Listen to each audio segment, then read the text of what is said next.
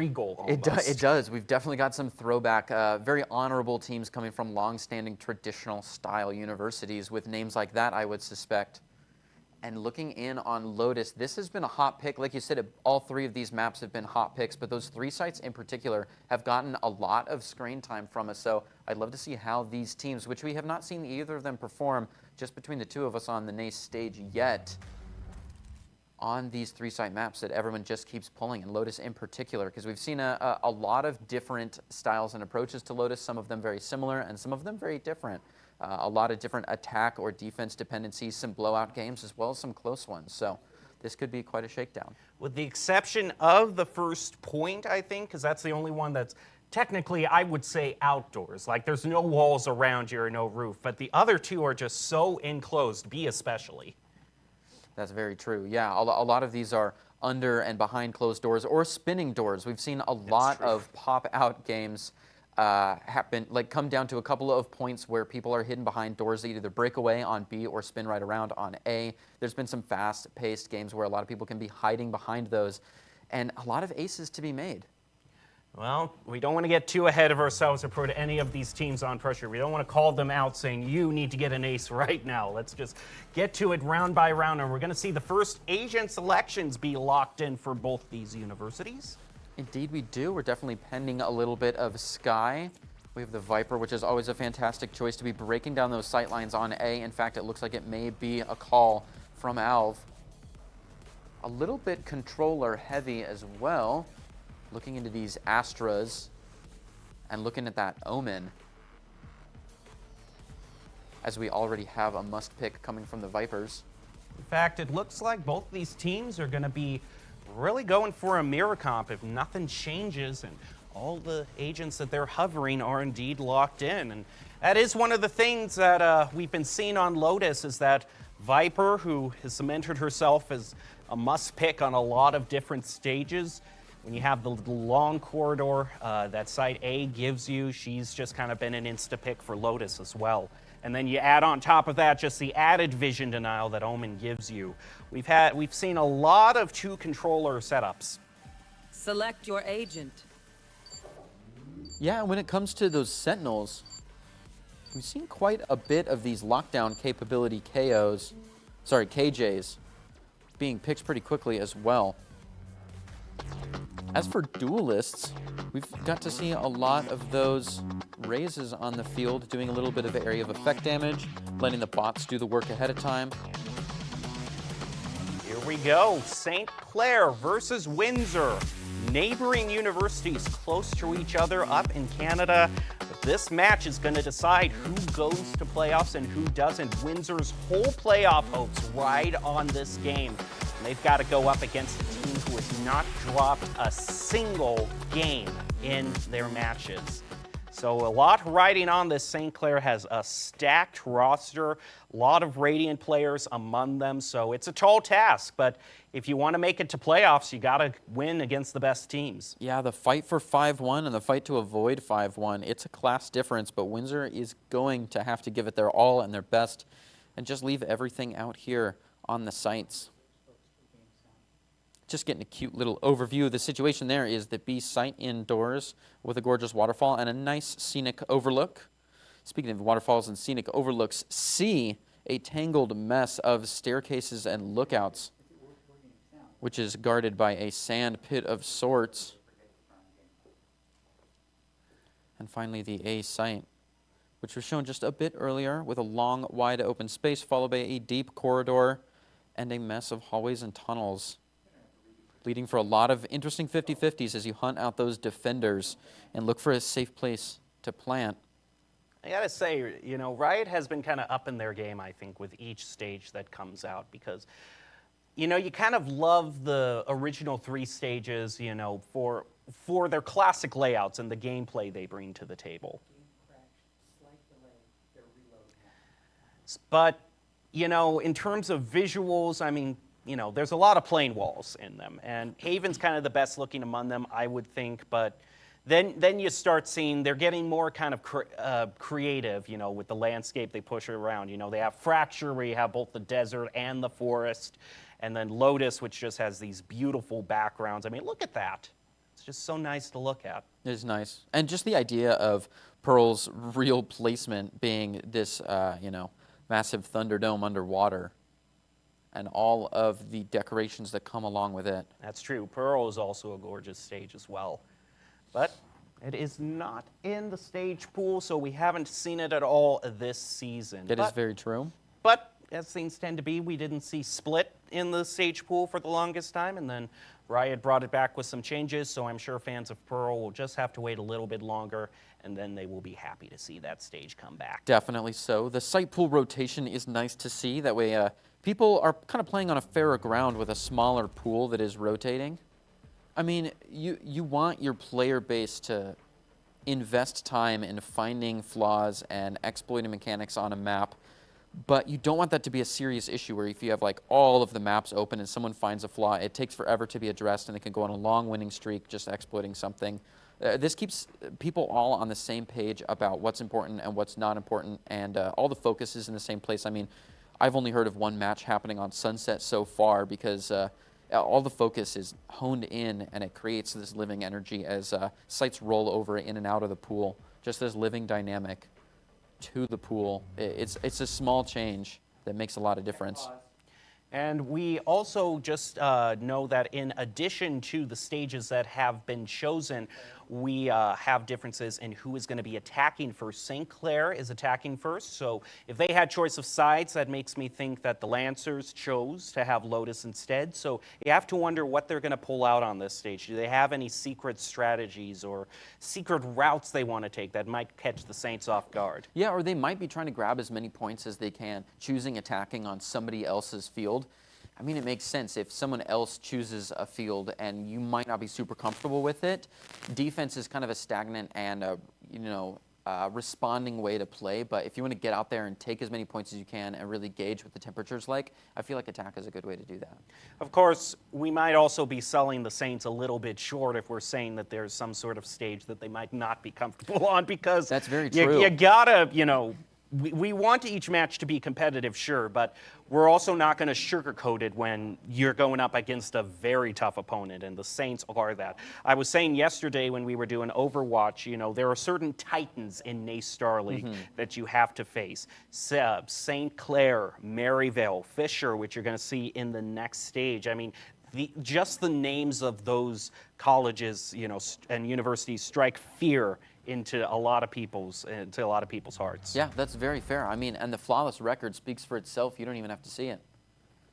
And we want to give a thank you to all of our sponsors who help bring you NACE Star League. We've got Duncan, NACE Star League, and America runs on Duncan. So thank you to them, and also Extra Life, program of Children's Miracle Networks hospitals. You can go to their website to see what sort of programs and special events they're hosting. Play games to make a real change in kids' lives going forward. Extra Life. And of course, we have the newest sponsor of NACE Star League, Odyssey Mushroom Elixir. Odyssey, it's your journey. And finally, we've got Truth, largest public health organization dedicated to a future where tobacco and nicotine addiction are a thing of the past. For more information on how vaping can affect your mental health, you can go to breathofstressair.com. All of those great sponsors help bring you NACE every single day of the week. Yeah. And those games are not for nothing. They're culminating events leading to the playoffs. You said it. This is a fight for 5-1 or 5-0 in some cases. And these teams are going to be playing not just each other forever, but they've got lots of other big monstrosities of teams in the playoffs waiting for them. Some of these teams might have to play against Maryville coming up soon. Here's a couple captures from the Maryville games we've seen earlier. I mean, I was just talking about the titans of NACE Star League, St. Clair, Maryville, and Fisher, and so we get a pure example of what Maryville can bring to the roster, and they have just been on a tear this season, completely sweeping through all of their matches. This was one that we saw a little bit earlier this season in Week 6, last week, in fact, of Maryville University versus Oklahoma Christian. Yeah, I mean, all the things you could ever want in a match are just waiting for you at the end of these main season, preseason. Once you're into the playoffs, all of the util is going to be synergized. All of the comms are going to be absolutely hot. We're going to see nice clips like this nonstop. And you can see any one of their players can pop off. I mean, right before this round, we had Swayze, who was their Jet, is top fragging, is already 11-1, and we're only like 5 rounds into the match, and already has the op. And that's an interesting thing that you can think of with top players. Like, I'm always judging on how confident a team is based on how soon they're willing to bring out the op. Yeah, that's true. And whether they're willing to like reach save for it second round, I feel like your buys second round tell us a lot about what your confidence is looking like. But man, like you were saying, just competent and confident players all over the field. Oh, some of these are just nail biting and edge of the seat, returning to watch. And it feels sometimes like they're just drawing straws to see who gets the ace each round. It's true.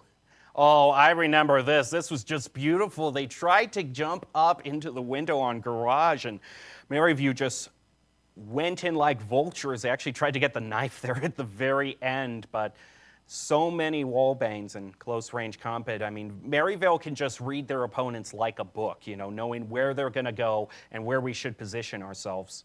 Yeah, and that positioning that was like a spring, just this fluid rotation was beautiful to see. They called all the bluffs, and they were ready to rotate immediately at just the smallest sound of anybody's utility, any footsteps at all, ready to just cushion the blows to areas like this that usually don't get a ton of attention. The targets, mid, BC, waiting on the other side of garage doors, and just made it just into a team lawnmower party. I like that term, a lawnmower party. Yeah. That definitely seems like it's a fitting scenario. I mean, because Maryvale, I mean, it's almost like it's a self-riding lawnmower that you've gotten off of, but you've left the throttle in play, because that's how Maryvale just keeps cruising forward. Just keep shredding right along. Yeah, but we don't want to make them sound too menacing.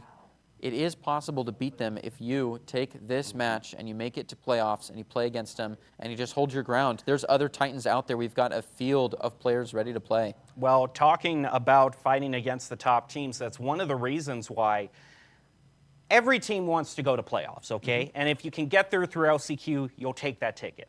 However, that ticket is a little fraught, because if you make it into playoffs through LCQ, you are automatically matched up against all the top-seeded teams. So your first match is going to be against a Maryvale, against a Fisher, against a St. Clair. And you just have to claw your way through mud and barbed wire the entire time to be able to make it. So if you want to be a team that makes it far in the playoffs, LCQ is something that you want to try to avoid in the regular season. Yeah, it definitely really makes you double down on your situation. You think like, oh, you think you're confident and ready to see the playoffs. You're going to see the thick of it first, and you'll really be tested back to back.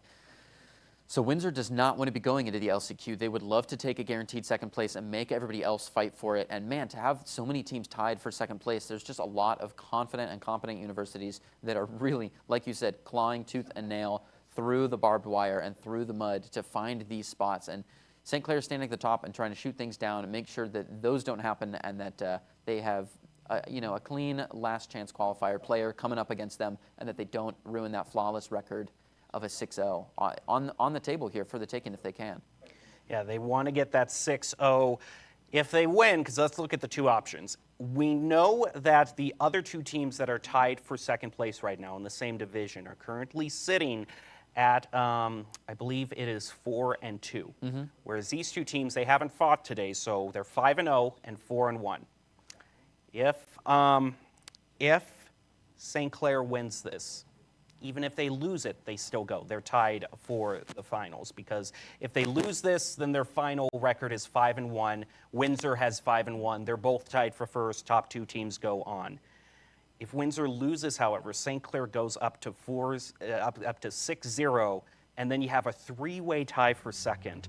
And I do not want to have a 1 1/3 chance of moving on and a 2 1/3 chance of going to LCQ. But St. Clair, this match doesn't mean nothing to them. It's still important that they get through, because they have an easier game. They just have a better chance at making it further in the playoffs if they're playing the LCQ team with a flawless record, instead of playing another giant first game in the playoffs with a 5-1.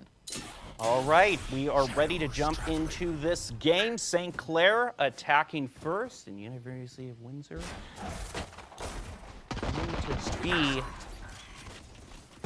defending. St. Clair already is going to put one on the board. Instinct down picks up A. 2.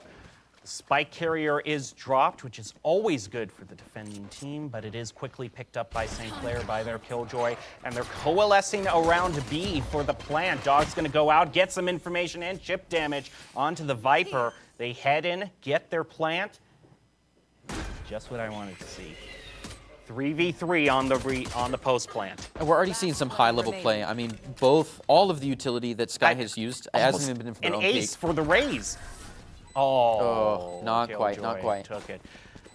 Though that raise wasn't by their own utility. In fact, they put very little money into utility and instead put it into the Ghost to be the one taking those first peaks and to be taking the frags.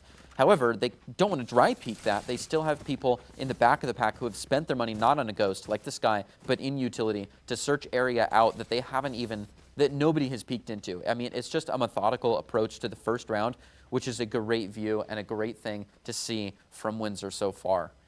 And, well, if you look at the gamer tags, Windsor is actually in the blue, St. Clair is in the red. So Windsor, we know, was defending first, so St. Clair is currently up 1. True, true. Windsor right now taking a few peeks through B. They're positioned quite far up and all is one unit. Yeah. Killjoy's already going to get wallbang onto one of them. But it doesn't look like Windsor is deterred by that in any way whatsoever. Yeah. Going to reposition toward B. An incredibly dense positioning of them. It's strange, it's a little bit of a gamble stack where they wanted to get the catch on B, but now they've got to rotate out to C. They can't just sprint rotate around. If they owned all that territory, they could, but the gamble stack does mean that your rotation has to be slower in case anyone sprints through C and is ready to accept a push in your own spawn. They've got to be tricky about this as they make their way through the side door. It's been a plant and back off, so they're looking for anyone to walk through the smoke. Just a little bit of info is all they need. A pop of the Sky Flash gives it away. And Sky's going to grab one. Viper to grab another. On the side.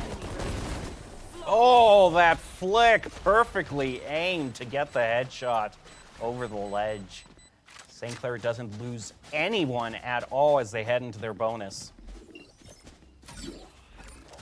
This was kind of the whole gamble of everyone of Windsor bunched up,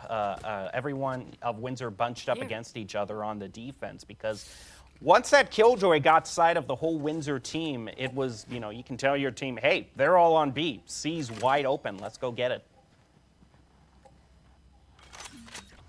Yeah, that gamble stack is not going to be their call for round 3.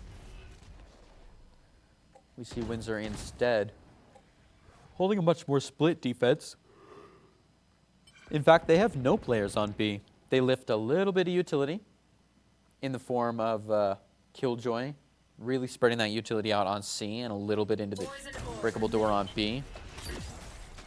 And that's going to be the approach. They do throw the wall up A and entice a few players down, and through the smoke. That's been our third shot on screen of through the smoke frag. Definitely trace those bullets. What was that Rays doing? He just charged right through the smoke, dry peeking. Yep. And threw a Viper, a snake bite nonetheless. So took the molly damage, and Windsor was like, okay, sure. St. Clair has gotten the plant. Windsor on the retake. Windsor pacing things out and using that utility to check first a couple shots through, feeling out those corners. The bangable area is always a good call. Just being deliberate. No reason not to pre-fire. Oh, look at that. They can't quite call it. The paranoia is real. Omen is going to go down from several angles. The numbers game is serious, but the back and forth is too. All trying to make their way around. Falls to some util Jakey. He's too far off the spot, but he might find one of them. Killjoy with a clutch for the attacking team. St. Clair finds a 3rd point in a row. Not the way a bonus typically runs. The one thing that St. Clair had going for them is just how difficult it can be to retake C, though. So many angles and odd geometry that you've got to work around. But a 3-0 lead to start off is, it's hard to argue against, and it's going to put Windsor to an economy round. All sheriffs, small shields, which means that all these phantoms basically become vandals if you get a headshot. That is true. And at the distances you'd like to be taken with the Sheriff, this could be a quiet shootout of one-taps. However, I doubt it, considering that both teams have been ready to empty their pockets and just flip their tool belts for vision denial. We have seen so many Omen smokes, and we have seen the wall go in the same place all 3 rounds. People could just be spraying with the Sheriff, which is not great, considering the 30 ammo you are gifted at the beginning of the round with this. Oh man, St. Clair called this. Look at the Rays off to the side. Had to go up against a 2-on-1. Still took both of them down. The team is focusing on B, not A. So the one person you send off to lurk has already gotten rid of near half your opponents. A lurking duelist is strong as well. I mean, the AoE damage just for both of them being there is threatening to begin with. That Omen is not moving a whole lot amidst the smokes. They're going to try to toss some more vision denial just to slow down a B push, but people are already on site, so it ends up being a little bit of an assistance. I'm expecting a lot of great explosions because their Rays is already, both Rays are out of showstoppers, so I want to see plenty of showstoppers be brought out this match. Nice blind from a teammate to get the clear to go around the corner. Is going to throw out the paint shells. Didn't get too much damage. They both back up. Now heads in with the blast pack over the fake bite, but wasn't lined up correctly. But you got backup from your Killjoy and Omen. It's going to put you up to a 4-0 lead.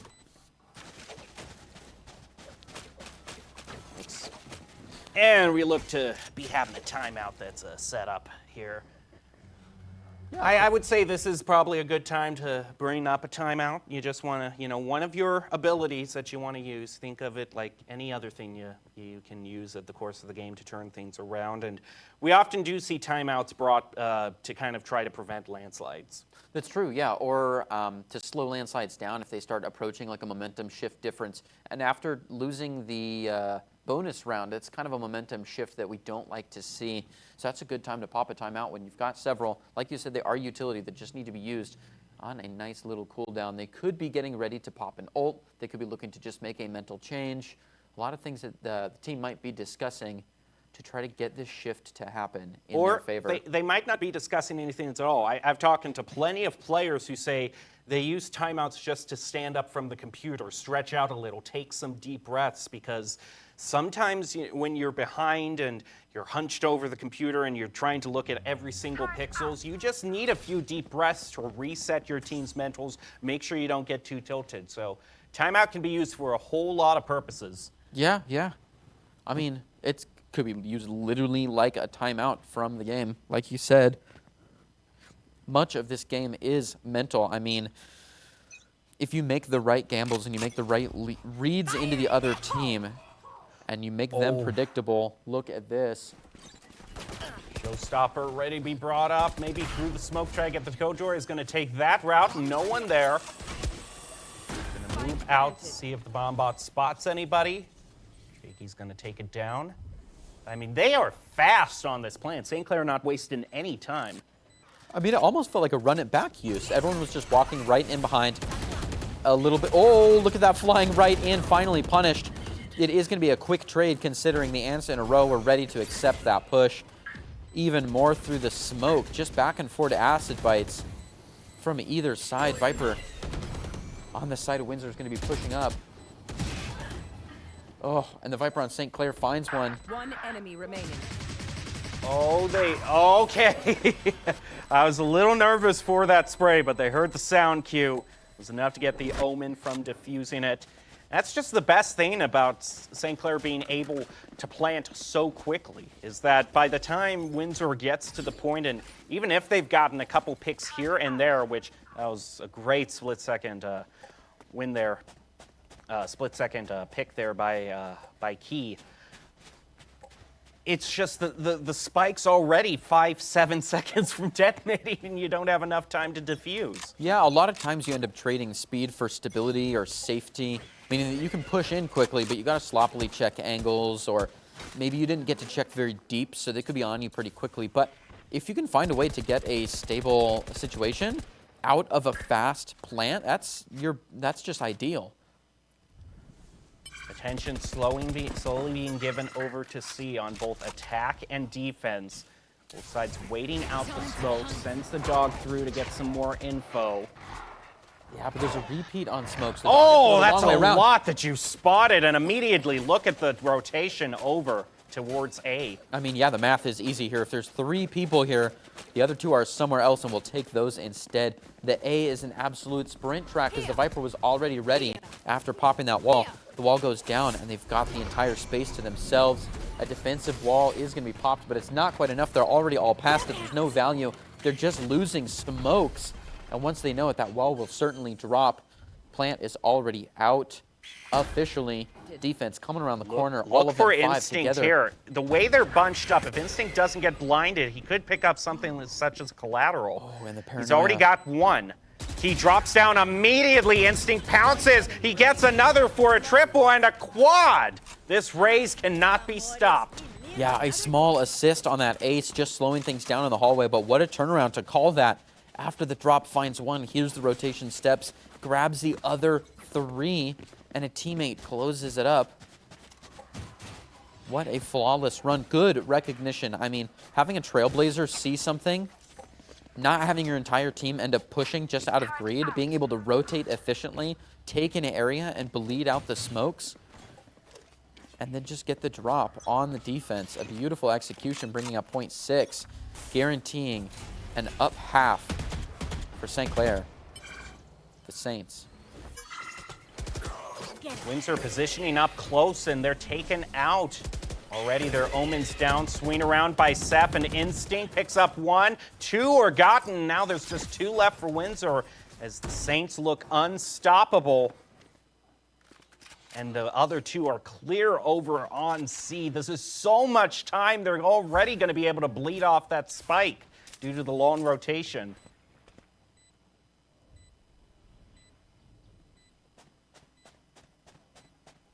And there is that rotation. There's going to be a little bit of a bump. Oh, 1 enemy remaining. that was not very well communicated. We shot a shadow step peek, which is like a jump peek with an entire utility commit. I'm not sure if that's worth it or not, but they definitely didn't inform the player behind them that they were going to be running that. They ended up getting a semi-collateraled. You know, you aim at someone and you don't hit them, but you do get something else. Oh, we'll see it again. What a situation. Yeah, even if you're up 5-2, you don't want to be in a situation where you're just taking 1v1s. And I see they do try the double peek. They try to bait it out with the Right. Omen teleport, but I would still rather just have someone swing wide behind someone else and you have 2-on-1 and you don't have to get fancy about it. Yeah, because like the double peek side to side, that's actually a serious crosshair adjustment, but the top down's not really, because if you miss, you're hitting body shots. The coordination was just a little bit down, and they could have had a fun one there.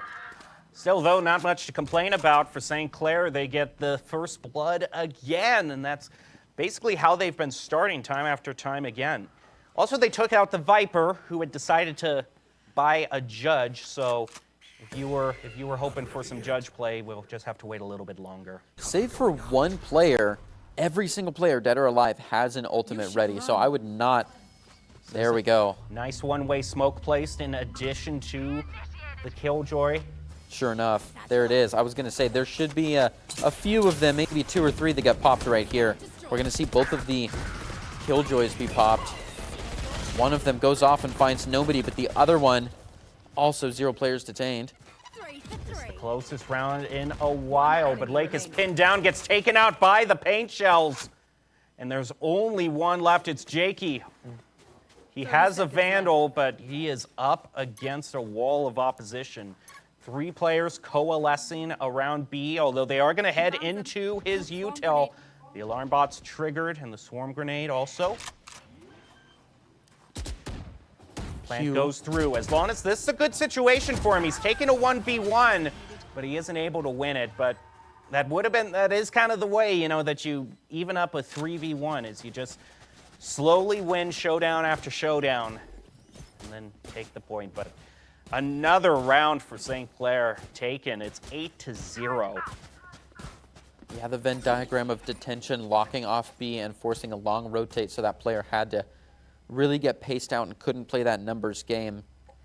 You see them looking for that retake, but everybody was in line to accept, because we had that we had the cabbages popped at the last second just to hunt out that last player. guaranteeing every little bit of thread. Instinct Ooh. first blood against Luke. Smiley gets a double. Once again, it just looks like, you know, this is, they're just rewinding the same tape over and over with each game. I mean, once you've found that niche, you just got to fill it. Jakey, low health, is waiting for a little bit of support, but it's down to a 1v1 in an awkward angle. SF brings down 1 and 2 players on the side of Windsor. That's a clean 9 points for the Saints. I'm curious to see what the individual stat lines are for each team. So, okay, so Instinct and their Killjoy are doing pretty well. They're both into double digits. But everyone from Windsor has a negative KDA. It's just really rough for them. They are at the closest they can get to a full buy, but 3 are settling some small shields. And Look at that. Almost double the credits coming out from Killjoy, considering that they have found 0 deaths this game. The only player to have not been picked in 9 rounds. I have not seen that. That's hard to catch. Have I ever seen someone not get hit once? Not get picked once? Do you think they can make it to the half? Oh, should we have some little side bets? If they get it, well, not just the half. I'm saying the whole game. Ooh. They're just 4 rounds away. Considering the play style, I mean, yes, compared to the top fragger, they're being a little bit slower, but you don't approach a dozen kills on no deaths. One thing is that they are holding the spike. So usually when they go into plant, the other teammates have cleared the area out and it's already a 5-2. That is true. Yeah, the positioning, they are playing the Sentinel. You're usually there to lock things down and use your utility to do so. And we've seen a lot of utility usage come out from both of the Killjoys. Welcome to my world. Viper's Kid expended. And there's another one from Windsor being taken out. Killjoy's going to be more than happy to just place swarm grenades on the spike. Oh, showstopper. This close of a space can be dangerous. All 3 of Windsor are bunched up together. Taking the route in from A, but one of them already falls to the paint shells, and Smiley is there to clean up the others. Killjoy still not 1 death to their name. Oh, tried to turn around and shake off that decay, but people are always watching. Yeah, and Killjoy, the money machine, I'm sure they're not holding on to 8,000 creds out of those 11 kills alone and survived rounds. I mean, 10 rounds win. They're probably just buying guns for everyone who falls. Going into round 11, still a flawless performance from St. Clair.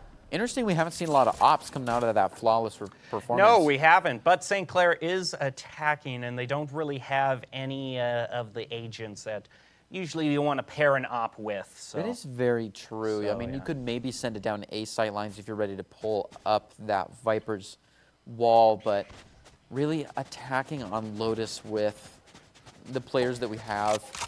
I mean, Raze is not really suited for it, and Duelists are the ones who are. Your Sentinel could be in the case of Chamber, but some people just run it anyways. Some people just play Chamber as a duelist. Yes. Just use his guns and go ham. It's not an awful call. These dynamic positions are really opening up. Main focus on C. Now, the last time they were here, they used the dog to determine how many agents were on C, and then quickly rotate over to A. Ooh, this is a little bit. Oh! Finds one. Instinct is still in there. That was a little bit hairy, but they've cleared out the point and managed to get the plant. Spike planted. A lot of util being sent through this smoke up in hall. They spot the Viper, and Seth takes out Luke. Smiley going in for the close range combat. Picks, doesn't get that one. Kaz with the stinger doing good. But ultimately had to swap over to the classic. So many good little gunfights there. Last round I think in the most half. importantly, we have seen for sure now a. Oh yeah, look at this. A lot of times when that's popped by the Rays, it's basically a card for a free trade if you don't find two people on top of each other, because you throw yourself kind of into a difficult situation to guarantee a hit, and then you're just kind of stuck there with whatever sidearm you gave yourself. So them to find a kill based off of quick communication with the Trailblazer coming out of the sky is good, and then to survive that situation even though they find themselves in the snake bite. Instinct again, just consistently. First blood. Yeah. Bot coming back. Jakey fights back. And made Smiley 4 apiece. Kaz hiding around the corner. Seth flushes him out. And now A is basically wide open.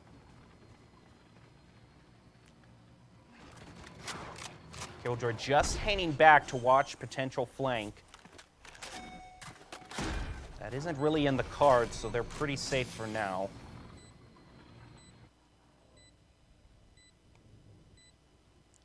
Problem is when Windsor, if Windsor, their Killjoy, has to break down the door. One enemy It already remaining. gives some audio cues, and Q just calls it immediately.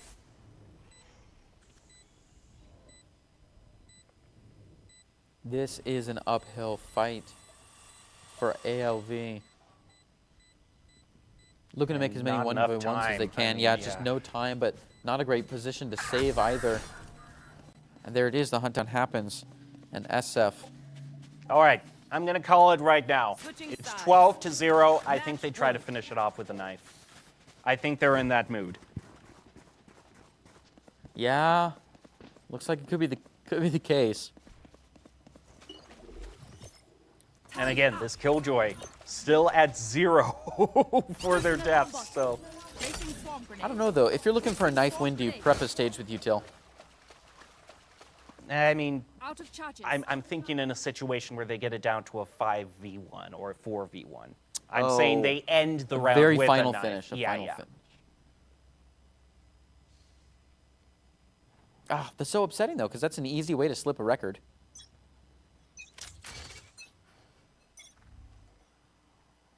St. Clair's first round on defense. Bit of a split. They've sent the Viper over to lurk on to point A, see if they can't get any picks. Defense is feeling fairly patient, which is an impressive call. Killjoy ready to back up as they get a little bit of noise. They have to respect it though. It's an obvious push C. Getting a lot of heat, but not quite enough. It's not a full commit, and they still got lurkers on the A as you ought. But they haven't made any eye contact yet. It's definitely a quieter game when it's match point and you've got nothing but a classic. Skydog coming around. Trailblazer finds one. Enough time to reposition, but that's the catalyst. A few on their way in. Luke leading the charge. Drops a little bit of utility, finds one with the ghost, a quick swap to another. That's 3 on the name. It is looking good for them. This is the first time Windsor has been up. They've got the heal coming out, looking to dry peek these smokes. One, fast, Whoa. a second, well done, but it's not quite enough. And they take the point to break the flawless landslide. It's still match point though. Yeah, it's match point for the next 11 rounds that Windsor would need to win. Yep. And St. Clair, I mean, if I'm them, I just say, okay, we've got the bonus round coming up in 1 round. We win that, we're good to go. It's true. It's true. So they look to make as much econ damage as they can here. And then try to buy out according to the guns that they find. Because those are kind of locked in to be your bonus guns. So very typical of match points. It will be match point until the end of the game. So tensions are definitely high. Look at that first blood. Clean on A. Oh, the fire through the smoke works out for Jakey. It Now sure 4 does. apiece.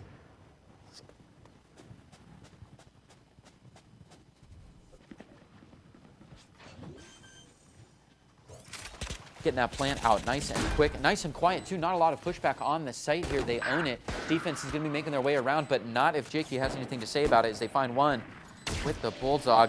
That Marshall coming out, showing a little bit of appreciation for maybe the operator. If Windsor can keep it up, and they're sure going to try. Luke finds one, is replied to, just playing through the smoke, low on health and low in ammo. Looking to make their way around Q.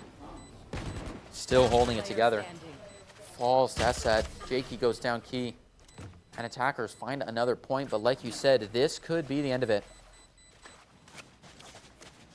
And it's like you said, you go into that round trying to do as much economy damage as you can, and they took out 3 with nothing but sheriffs.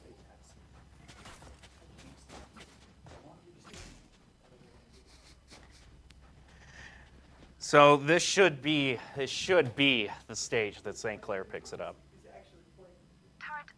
I mean, they do have nothing but small shields, and look at this. Windsor has actually purchased up a good bit. They only have 1 Bulldog they're bonusing with. Yeah, not a lot of creds left in the pocket. So if they do find this one, they'd like to find it on a large margin because the next round is only going to be more difficult. So I'd expect an all-out play here. They're going to leave 1 in the pocket and start bringing that spike up, ushering it through the 8 doors, taking the long way around. They don't want a flash finish through the swinging doors. Just feeling things out still, maybe waiting for those smokes to drop, and as the smokes build a nice one-way across the door and it comes out, the audio's there. They stay wary, just trying to set up a nice 50-50 and play through the bangable doors, maybe considering a push to B. Sure enough, the rotation is brought out, but the acid bite is already there. They can't really force across this. They've got to wait it out, and it's renewed. The Viper dumping utility on. It's a pinch situation as they come around the corner. The Viper's pit goes down. Can they make their way in? The Oni Phantom waiting from above and from Killjoy as well. It's a tough angle to swing into, but they find it. Margelia to get 1. Killjoy to reply. Kaz bringing it to a 2v3. The plant, it's available, and the heals are on. It's so tight. This is the biggest push and the greatest zone that Windsor has found this game. St. Clair swing around, spots the gun baron, spots him not looking, and knows that Kaz is just around that corner, flushes him out as well. 2-1, Jakey trying to take it back. One of them can defuse, the other can just block. Man, Kaz stuffed. There you go. That will do it. A very dominant 13-2 from the Saints. Not quite a sweep and a mop. There was a serious pushback there. Makes me wonder how the next round's going to go.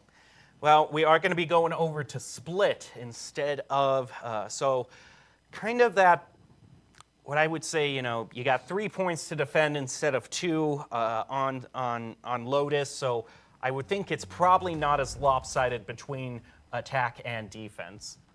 You can see all the individual stats. I mean, look at that for Instinct. 24-8, followed by Seth. And man, their Killjoy came so close to getting no deaths at all. Yeah, nearly it was flawless. So close. 3, and I'm sure that those 3 were in the 3 points that were taken by, or sorry, in that 2 of those 3 points had to be in the points that were taken by Windsor. And Windsor's Luke, look at that, fighting their way up the board. 3 8s right in the middle. It's tough when a lot of the top fragging positions are all on 8s. Those rounds had to be down to decisive things. So now St. Clair just 1 game away from capping off their perfect season. It could not be. dropping a single game. Now, another team that we saw pull that off yesterday was UT Dallas, the Comets, in Overwatch. So St. Clair would probably join them among that, not in the same game, but just of general teams entering playoffs undefeated. And oh boy, and for Windsor, I mean, you got so many great teams in this division. It really is a competitive division. It's almost hard to believe that you finished the season with a 5-2 record and still don't qualify. Yeah, it's tough. It is very tough to have those margins there and have these giants on the field in the East 1 and in the East 2 divisions and brackets. But you've got to fight those fights, and you have to prove that you're ready to climb the ladders and fight through the mud and barbed wire, like you said. And each of these divisions has had a university. Almost all of them have a university that's just swept through. I mean, they've been looking toward playoffs for the entire season, Yeah, you could say. But on a micro level, today's map that we just saw go down did not happen on a 0-13. It was a 13-2. Those 2 points are a big deal. It means it wasn't flawless, again, on a micro sense. And there was something between the attack and the defense that happened. Maybe that was a short conversation, or maybe they put all their eggs into the basket on the agent select, hoping that they could have a better time on defense and that offense wouldn't be so heavy favored. And we might see a little bit more of a shakedown on split as they kind of, let things flow back into their positions and maybe put less of a gamble on either the attack or defense side. Split definitely one of the older stages in Valorant, so plenty of time and possibly the loudest sewer that has ever been invented in the history of humanity. It's incredible, a feat of physics to get decibels that loud out of a puddle of water and a concrete corridor. But sure enough, it's there in the heart of Split. We've got a lot of other exciting places as well. One of the largest heavens with 3 entry points and some ropes to do so, overlooking one of the sites, which is hidden only barely by a small screen and a great op line across that site. Some of the biggest ramps that we've seen in the game as well, which are totally malleable from 3 different directions. There's a lot of synergy here with different guns and with different util that we see. I'm excited to see this map. It's a classic. Now, he can be a bit situational, but this is one of those situations where Cypher could come into the mix. We do see him every now and then, and I'm a sucker for my favorite agent, so I would love to see that. It's been a while, though, if I'm to think about agents we haven't seen in a while. Split used to be the stage where we would see the most intense battle stages, especially in mid. It's true, and with more connected maps that have more, riddled with holes and hallways kind of mids. I mean, Fracture being incredibly connected, Lotus having 3 sites, connectivity is huge. Breeze used to be an absolute playground where you could draw a straight line between any 2 points on the map. There's no reason to have a Cypher because having cameras wasn't super, it wasn't a fantastic utility on these more modern maps that are just a lot more rotation friendly. But you kick it old school with these maps where it takes so long to get from split A to split B, and there's a lot of checks and there's a lot of stairs and there's a lot of ropes to go through. The rope pit of death. Yes, there's so much use for Cypher on these stages, and it's so much more helpful to be able to just lock things down with those Sentinel utilities that can really keep tabs on a situation like a Killjoy, like a Cypher, and then leave, and then go be somewhere else. So we could see those kind of agents here. And of course, the one thing Cypher does have going for him that a lot of other Sentinels would kill to have is the fact that you can be as far away from those tripwires as you want to, and they will still do their job and give you information. There is no range on them, unlike your Killjoy and Chamber. Yes, it's very true. Though we could see a little bit of Deadlock being able to use that placed utility and kind of walk a little ways away from it. And I haven't seen a lot of Deadlock on this stage. I'm looking forward to see what kind of agents we get rolling out onto these stage, and if we do have another mirror match or not, like we did in the last stage. If we are to look at these stages and who's going to be attacking first, Windsor is on the attack side first. So, whoever doesn't pick stage picks side, and I'm really nervous. If this is St. Clair's map stage, Yep. They didn't choose Lotus, and we already see how well they did on that one. This is the one that they wanted to play on. It's true, and it's something that we could have talked about earlier, but I've had a lot of behind-the-scenes conversations that go like, oh, how are the maps? How did map pick and ban go? And you just say, oh, well, we got super lucky. They chose our favorite map, and then we got to choose the second place as our second one. So sometimes the pick doesn't really matter, and it's more what their practice looked like in the games beforehand. Well, we are watching St. Clair versus Windsor right now in our NACE Star League match. After we're done with this, we'll get on over to the East 2. Very simple in terms of the divisions we're looking at. We got a match in East 1 and a match in East 2. Yeah, so not jumping around too much. Yeah, jumping around a little bit, although both of these universities are south of some American territory. These are Canadian teams in the Windsor, Ontario. A lot of northern teams as well, already is gonna put one. because we got some highlights going on right now from our 2 Canadian teams. So then we got Fisher College also up in the New England area. So a lot of northern teams. The only one that stands out is University of Wichita. It's true, and we'll be looking forward to seeing that game as well after Wichita's excellent performances earlier on in the season. I mean, what more can you say about how St. Clair performed in the first half? They ended at 12-0. And, winning the pistol round for the Lancers allowed them to take a few rounds off from St. Clair. But when you have a margin that big and, you're forcing the team to be absolutely perfect through rounds you're expected to lose, like the bonus round, It's a tough ask for anybody. Yeah, that is just a big red or green flag, depending on what side of the field you're cheering on. To see those bonus rounds slip, I mean, that's one that you're scheduled to take. And then after that, you have such a bankroll finding 3 rounds in a row. I mean, it makes sense that that's when they pop their first stand up and just kind of shake things out. Though we didn't see any timeouts after that, did we?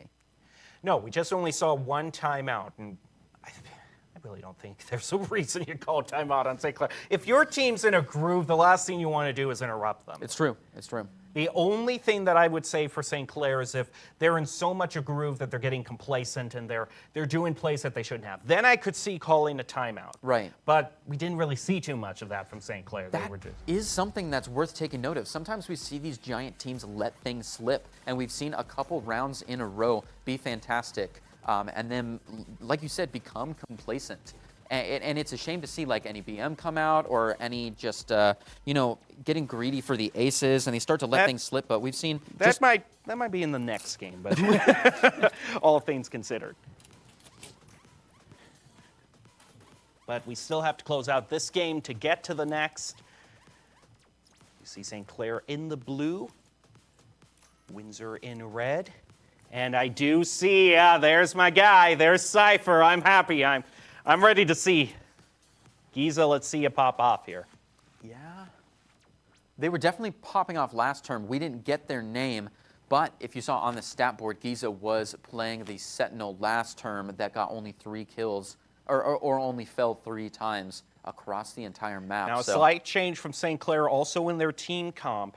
They're not going for the double controller. Instead, they're doing double initiator, whereas Windsor is still saying, oh, both teams have a Cypher. Thank goodness. Nice. And double initiator is a great position to be on when you're beginning on the attacking side, and we saw them be a little bit more confident on the attacking side last term as well. If I was a gambling man, I'd say that I think Wichita could actually pick up a couple of points. I mean, I do think they pick up a couple of points. They're a very impressive team in their own right. Oh, yeah. You're just going up against one of the top teams, not in your division, but in the whole NACE Star Yeah, League. it's tough because only today are they going to be an underdog. Otherwise, they are competing for second place in their division. And not just competing, but they're tied for second place in their division. And that's without the game that they're playing right now. Those other 2 teams have finished their roster, haven't they? They don't have any other games that could bump them above or below that second place line. It's like if you're in traditional college sports. You know, you can have a great team in your own right, but you know, if you're in football and you're representing, you're representing Somewhereville Community College, and you're matched up against Alabama, I mean, you have to recognize, there are certain titans you're going up against. And I always love seeing upset matches in those situations, don't get me wrong. Yeah. Simply, the draft picks for colleges don't work the same way that they do on a national scale. So these legacy teams that start strong and stay strong exist, and fighting against them is a ridiculous challenge to ask for. But today, Windsor is going to be doing it. They're going to be playing against the St. Clair Saints for the second map, and they're off to a tough start. Cypher Smoke's going to be placed up just to give them a little bit of room to start exploring mid as an option where no one from Windsor has posted up. Maybe the breach, but as of right now, there is no one up in that doorway. Q catches the lone strangler, Jakey. So things have been evened up to a 4 apiece. Dog around, spots all of them. St. Clair, their cover is... St. Clair is going to be able to quickly adapt to this. Yeah, it looks like they're seriously considering it. A little bit of a rotation thrown into mid as that Astra Star is dropped to close off B from mid. They're going to walk right past Mailbox and hit those ropes, being very careful, I hope, of anybody who may have rotated their way around from A. But it's looking nice and empty. Look at this, turning around, sending it back to B and rushing on through Mailbox. They don't know this angle! Oh, goodness, never sprint into uncontested territory. Was that a bait rotation? They thought they could just pummel on through? Surely not. Those angles were being watched. The win con has changed as the spike has been down in the middle of the field, and Kaz has got to stave off so much. 5 seconds left. Their only hope is to just flash in 180 it. It's not going to be enough. Instinct plows right on through the Sky Flash and finds the last head still above shoulders and closes out point 1 on the count of St. Clair, who lost a first blood that time. This is the first time we've seen him lose a first blood. Although the Lancers, they got to be thanking their lucky stars that was only a pistol round because of that. If Q did not have a classic True. and they ran past that angle, it would have been a bloodbath. I mean, anything. Yeah. Now St. Clair does indeed have a lot more. There's one judge that they've given over to their Rays. Curious on how that's going to work. There are a lot of places in mid here where you can post up pretty close. Look at this round 2 mid readout. They have a pinch situation, which is sometimes a pain to set up. I mean, if that buy round timer is small, so you are mentally committed to mid if you set up for it. But look at this slaughterhouse. I mean, friendly fire is on at this point. And the worst part of that for Windsor is that their spike is now playing in mid. This Viper, all St. Clair has to do is just watch over mid, and they're good. Yeah, and ALV had a beautiful 1v1 setup. I mean, at a little bit of a distance, but through their own utility, which could have blocked it, and taken the site all the way up to the default plant site all alone. But sure enough, the win con has changed. I said it last round, I'll say it again. If the spike is dropped anywhere, the game shifts. Rotations have a certain gravity to them. And now they're going to have to take as many 1v1s as they can with so low of health. It's difficult, though. And they're going to cap out at one good find and another bad fight. 2 points on the side of St. Clair Saints. And the Lancers now are going to have a good chance to try to make as much money as they can in this next round when they have the gun advantage. Right now we sort of see that standard Cypher setup on B. Again, it's just so valuable, you having the ability to just set up your utility on one point, and if you want to, just go completely to the other point. You can, and have everything still work. Yeah, it makes re-hits a little bit stickier, because even if everybody has rotated away from their sites, hitting again, you could walk into just a whole lot of utility. Smiley not faltering at all. That could have been a 3-on-1, but still gets his pick. And Instinct comes in with the judge to get a triple. Just one left, and once again, it's their Viper who's gone off to lurk. It's all fine and good. I'm not against having that one lurker. Tough odds against St. Clair, and props to this Viper has consistently gotten one pick to start things off, which is probably a lot of times the best you can ask for.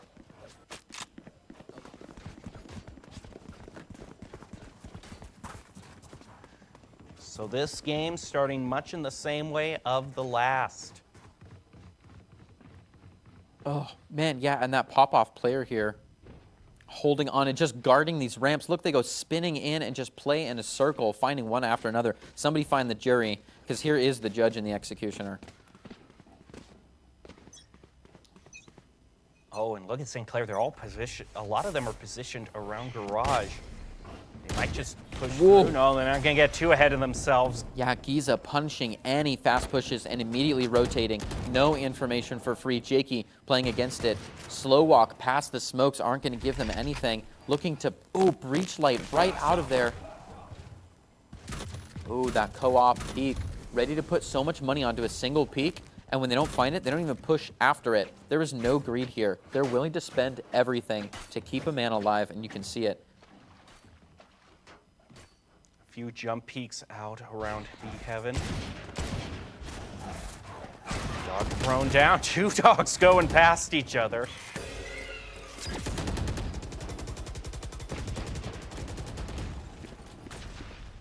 Oh, yeah, they might just try to change their options by going through ropes because already things are looking dire in mid. Two more picks from St. Clair. Last player standing. Problem is, yeah, you got Giza waiting there. Yeah, and Giza has help too. I mean, they have controller utility by their side. What a double swing win for the 360Q. Finds one, but goes down. Or takes key down. All of these final players for Windsor are doing pretty well. When they're in a 5v1 scenario, they're constantly getting picks or doubles. And you could look at, all the credits St. Clair has right now and say, well, it's no difference. But it does make a huge difference whether you get one pick or two or whether it's just a flawless. Adds up over each round. Yeah, that is very true.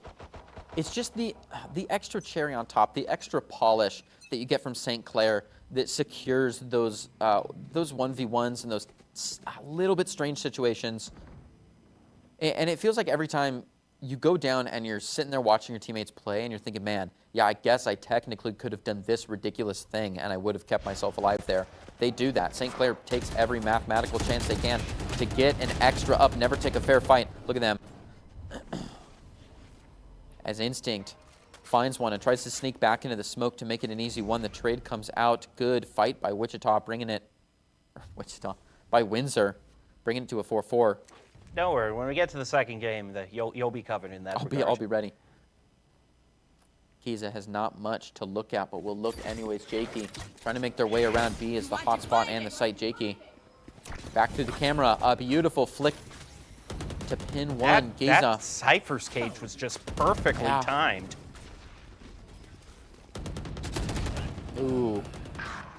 He and Kaz both get a pick. It is now in favor of Windsor, but St. Clair has evened it up to 2 apiece. Almost got a side on that Cypher, swinging around the side to get both of them. St. Clair wins by 1.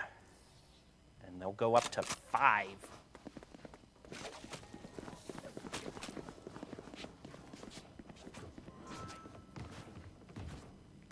Yeah, 5. You got to give it to their Cypher because, I mean, that cage went up right when they were... You wish that there was maybe a little bit of molly damage with that because they were all within. Yeah. They were all within it. And those audio cues, when you exit that, were going off like crazy.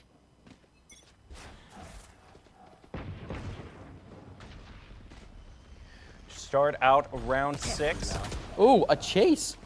Jakey trying to sprint on through, but he's just being hunted down, tries to spin back around and find him. It's not going to happen. Smiley leading. The pack does get one. Looks to flash out once now. Twice. Empties the pack, but it's not enough. Gets absolutely 180'd on an Instinct. Find 2. Just standing his ground and mowing down those players, which tried to hurt Smiley. It didn't work. Smiley stays alive and runs up to find Kaz. The snowball just keeps rolling. Only 1 player left. The numbers advantage game is St. Clair's game all day. And sure enough, like we said, ALV is going to do great work finding one. I mean, they have no problem with the gun advantage. The Lancers are still just solid players, and when they're being hunted, they find one. But man, Smiley here, ready to just throw the entire tool belt on the ground for this peak, still gets flashed, and it's up to Instinct, who was just behind, to find it. But I mean, that was great coordination by both of them. They're calling, I'm flashing this corner, you're free to go. Even if I get hit with the bird, you're fine. You'll come in after.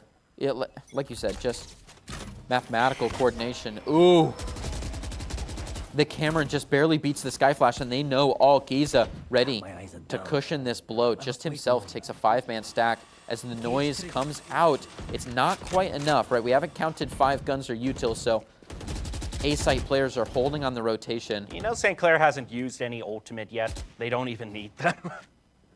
Yeah, but we are only missing 1 ultimate call from Windsor as well. I would not be surprised if we grabbed 1, 2, or even 3 this round just to secure the move into the half.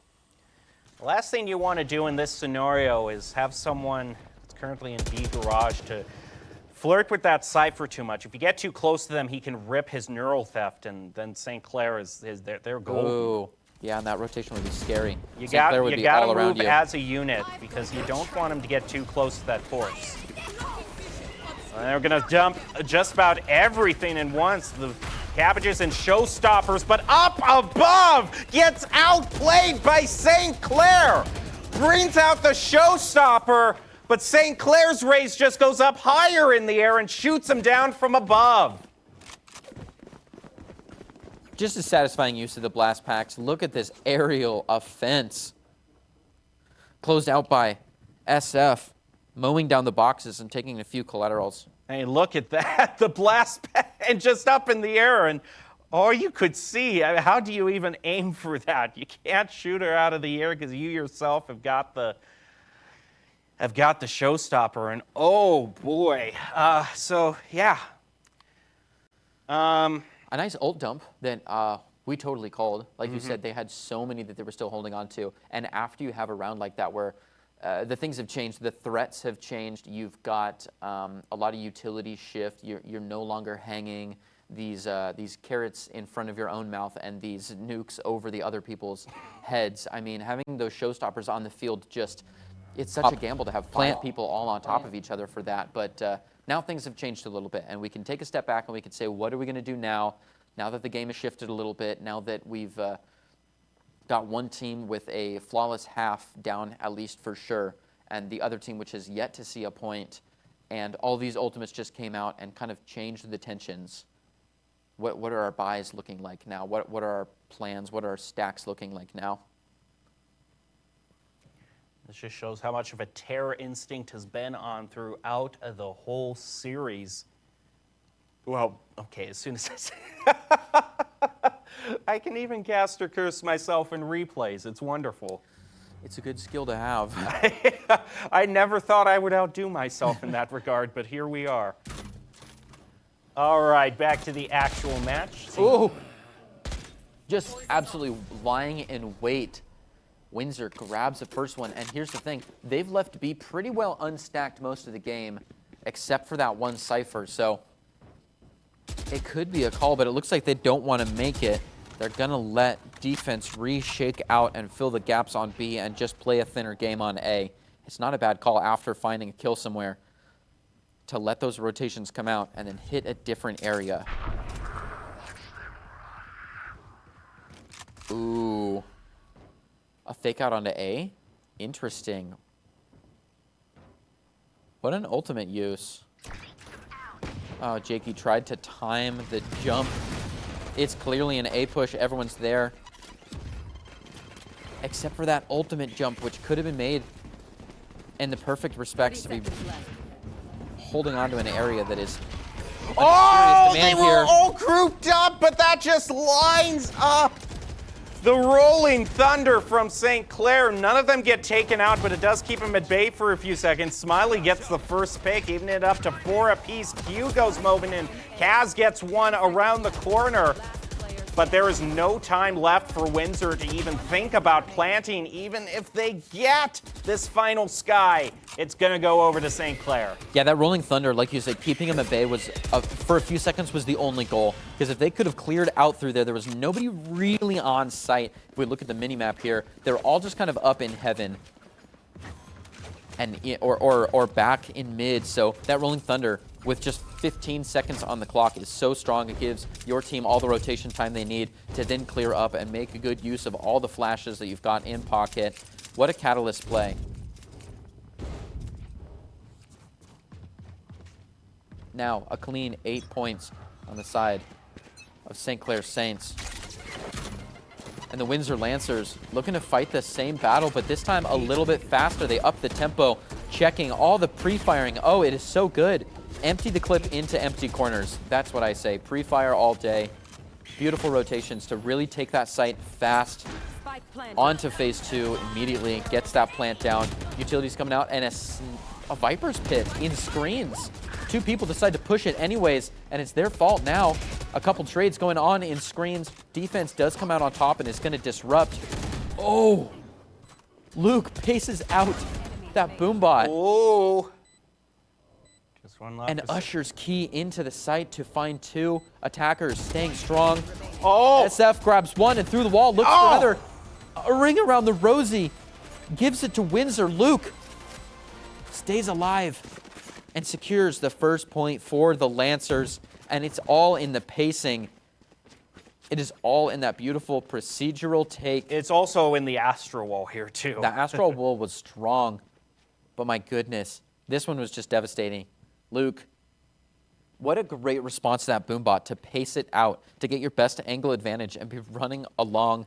Because you can run all you want back there. There's no sound that makes it through that Astral Wall. I mean, it is just eerie trying to peek onto an Astral Wall. You throw in a little bit of utility to try to give yourself some security, and they're just their barrel in the face. Luke found that first one and gave space to find 2 more so that they could stay safe and secure the round with a final one. And also, Also an opportunity for Windsor to turn things around. They're moving in, wasting no time. St. Clair's waiting, however, and Smiley picks up a triple before he's eliminated. Jakey gets a double, immediately uses the neural theft. Windsor has another opportunity. Oh, no. They should have been expecting it too after that neural theft, but a few seconds later, people just keep moving. That is an awkward spot to drop the spike. Sure enough. It is just bad luck walking where somebody else was sniped. It's a shame that the spike goes exactly where that happened. Dropping the spike sure does pivot the game. It was a great neural theft too. I mean, he was just a stone wall here. After the spike drops, it just finds one. Great rotation. Pops the neural theft for all the info they need on low health. Paces around to get the spike, but just takes 1 second too long. And it's dropped from a distance. It was a great first point at a good shot for a second one, but it's not going to be there. I like that he's playing catch with himself with, Yeah. with his utility. It's always fun. Good defensive fire. Just being threatening. A little bit of pepper damage. He won't chase in after it, but he sure will think about it. This is a scary ramp to run down. He's already turned his back to it for a little bit. So he's instead watching the pinch angle instead of going live here to 2 different angles. But after those smokes are up, you know it's a rotation out of there. So he's going to get greedy, try to get into that ult orb as we see a rotation through the sewers. Nice and slow. Knives out and crouch down. Giza still thinking about it. I mean, you know that rotates out. Ooh. Do you want to follow in after is the question. A little bit of that back and forth. And it's the re-hit? Interesting, though, because this re-hit, you don't know for sure if people made the rotation after seeing your smokes and fly away. And they stayed quiet in the sewers. A lot of times we see people bait out a fake and then re-hit softly, but whoa. Giza and Smiley to shut things down. I also liked from Giza there how just undistracted he was by that blast pack. The Raze goes flying through, and he's like, no, I still got a job to do, taking on the majority of the team. Yeah. And picks up a double, then turns around to get the Raze. Yeah, here we go. It's just a hot hello, and then immediately just in a split second flicks back and picks up the double like it's nothing.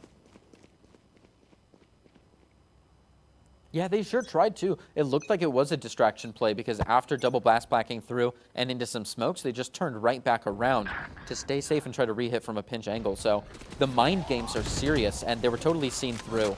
I mean, just another page out of the book. Fantastic one-way smoke to set up a difficult approach. Oh, and the flash catches SF in the middle of the field, and they try to switch to a short range. It's not enough. Smiley saves him there. After all the thank yous, that was a fast 11th point to give St. Clair an incredible lead. And approaching, as we break into double digits, approaching this match point here. Now every single one of their players has a positive KDA. Even the lowest, even Giza. I mean, he's the lowest, but we've been seeing great plays from him as well. Yeah, Giza definitely has a favorite player and favorite site. His performance on this one has been very different, though still strong and still important, playing a very, very irreplaceable role as the Cypher on the stage. I mean, it's the first thing you said when you saw this stage. Instinct and that Trailblazer leading the charge, and a charge indeed as they take the site by force. An early plant is definitely an option. They got to check out screens first. Instinct doesn't want to give off that sound alarm to a nearby Jakey. And as the drop comes out, sightlines are open. They take a thin one for a little bit of damage, but it goes both ways. And Jakey, now low on health, has to return to the back of the ranks. ALV looking to lead the legacy on. Oh no, aiming a bit low, finds one on beautiful pacing, but it is returned. After the 1v1s are out, it's 3v4 left on the stage. Jakey staying strong to find a few more. SF playing back, sees 3 players before taking one on a classic alt fire. Low on health and low on the refill of the gun. He's got to do it a time again. Smiley from above on the assist. And the newly made attackers are going to take point one, and it's not even enough time in rounds to get to that bonus. I mean, there's a very, very good chance that this game goes down right here. Yeah, it's a super awkward position for Windsor because they have to buy here, even though the normal goal is to save. They just don't have any room to work with whatsoever. Yeah, I mean, ideally you take the first point and then the second one. You give up that bonus and you play match point, rolling the boulder uphill for the rest of the game. But here, losing that first one makes the second one very difficult. We're off to a flash beginnings as Santa Clara tries to make it a quick round, and they just might do it, holding, maintaining their flawless as they run through both the spawn and heaven. They're just clearing the corners. Key trying to make a little bit of damage, just holding strong. They want to hunt down, which they just may with the Boombot. They go live. And Windsor's last two players find a trade, but Q closes it up. That does it. St. Clair, in spectacular fashion, achieves their perfect season. Not a single loss this entire normal season. We'll see if that carries over into the postseason, of course, because with the way they're playing, we could see someone headed for the grand finals. Well, we are off to at least a very good start, considering now a flawless, not just perfect, but flawless every single map and nearly every round record is going to place them against a nice LCQ winner, and that'll be another uphill battle for somebody else, but that's for another day today. Yeah, because today we still have one match to go. We have got Fisher versus Wichita State that you are not going to want to miss. But as for this match, I don't think there's too much more we could say. St. Clair has really just taken all the words out of our mouths and let a picture say 1,000 words. We do have, though, post-game content that you always want to stick around for, interviews, just reviewing the game and such. So we'll take a short break, be back with the second game. Don't go away for a minute. We'll be back with more NACE Star League. Of those raises on the field, doing a little bit of area of effect damage, letting the bot.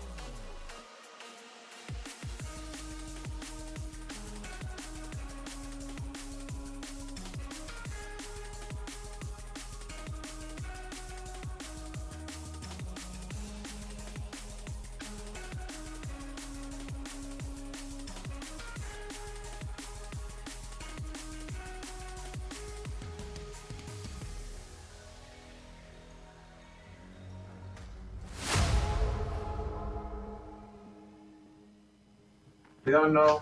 We don't know. Welcome back to the NACE Star League studio. We just saw the match of St. Clair versus Windsor, and St. Clair won that in spectacular fashion. They have finished the regular season with a flawless record, and we have got Giza right now to talk to.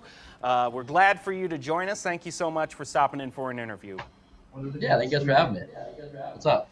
Well, the first thing is I got to commend you just on your agent selection, specifically on Split. I always call out Cypher whenever I try, and so it's always nice when I see a player play your favorite agent, even though if it is one of the more sensible picks. So I just want to say though, for your role as a Sentinel, do you just have any preferences that you have? Any hard favorites? Do you mean like agent-wise? No, yeah, agent-wise, yeah. Oh yeah, I do like I like Chamber a lot, Cypher, Killjoy. I like all of them to be honest. I don't like Deadlock. I don't like Sage. So Okay. all the basic ones.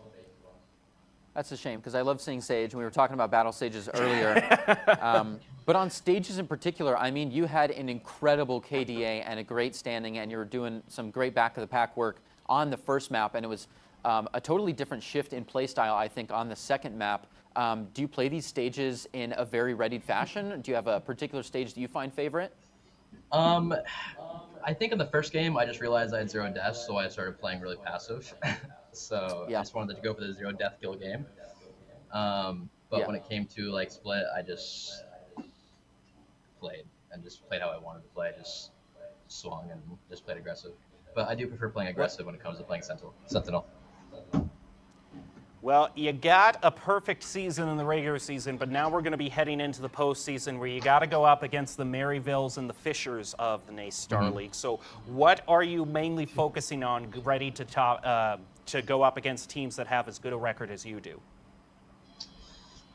I would just say, I think, I'm hitting myself twice. When it comes to like Maryville and all the teams, they're really good teams.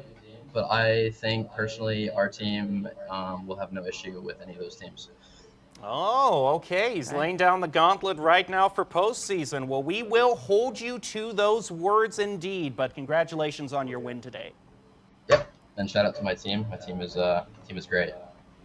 They're all right, amazing individuals. we look forward to seeing you in the postseason. Thank you for joining us. Yeah, thanks for having me. Appreciate it. So we've set up basically 2 scenarios here. Either they have a great running in the postseason and they can stand by their words proudly, or that's going to be clipped and played over and over and over should they lose. So Either of those would be fantastic. either of those would be fantastic. But St. Clair, yeah, I mean, they got the skills to back it up. So we look forward to seeing them in the postseason. And you know what could be another team that we might see in the postseason? Either Fisher or Wichita State. We'll get to their match right after this, so don't go away. It'll be another match to determine a team's fate, whether they go to LCQs or not. Stay tuned.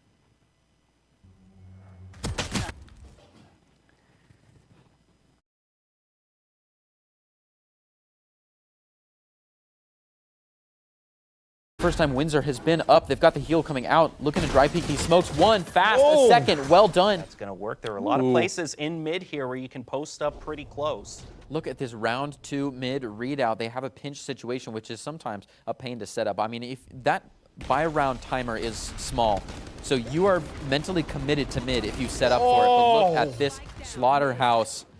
I mean, friendly fire is a little bit stickier because even if everybody has rotated away from their sights, hitting again, you could walk into just a whole lot of utility. Smiling, not faltering at all. That could have been a 3-on-1, but still gets his pick. An instinct comes in with the judge. First cage was just perfectly timed. Ooh. He and Kaz both get a pick. It is now in favor of Windsor, but St. Clair has evened it up to 2 apiece. Almost got a side on that Cypher, swinging around the side to get. Start out round 6. Ooh, a chase. Jakey trying to sprint on through, but he's just being hunted down, tries to spin back around and find him. Not going to happen. Smiley leading. The pack does get 1. Looks to flash out once, now twice. empties the bag, but it's not enough. Gets absolutely 180'd on an instinct. Find 2, just standing his ground and mowing down. There would You be gotta all around move you. as a unit because you don't want him to get too close to that force. And they're gonna dump just about everything in once. The cabbages and showstoppers, but up above gets outplayed by St. Clair. Brings out the showstopper, but St. Clair's right from at bay for a few seconds. Smiley gets the first pick, even it up to 4 apiece. Hugo's moving in. Kaz gets one around the corner, but there is no time left for Windsor to even think about.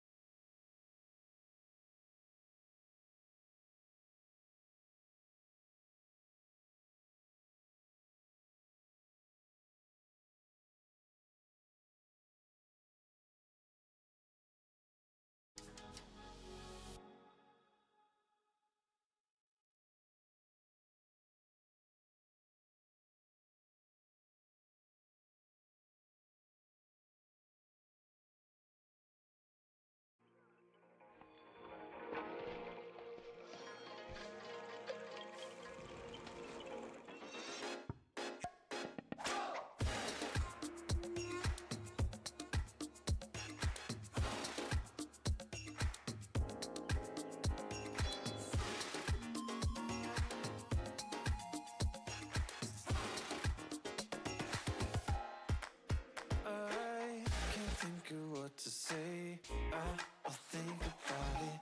Why would you be doubting? Sitting down in my head. Just say what should be said. We can sit and talk about something happening now, not just hollow vowels. But I just worry about it, about giving up. How can I go without it? The doubt will push you through.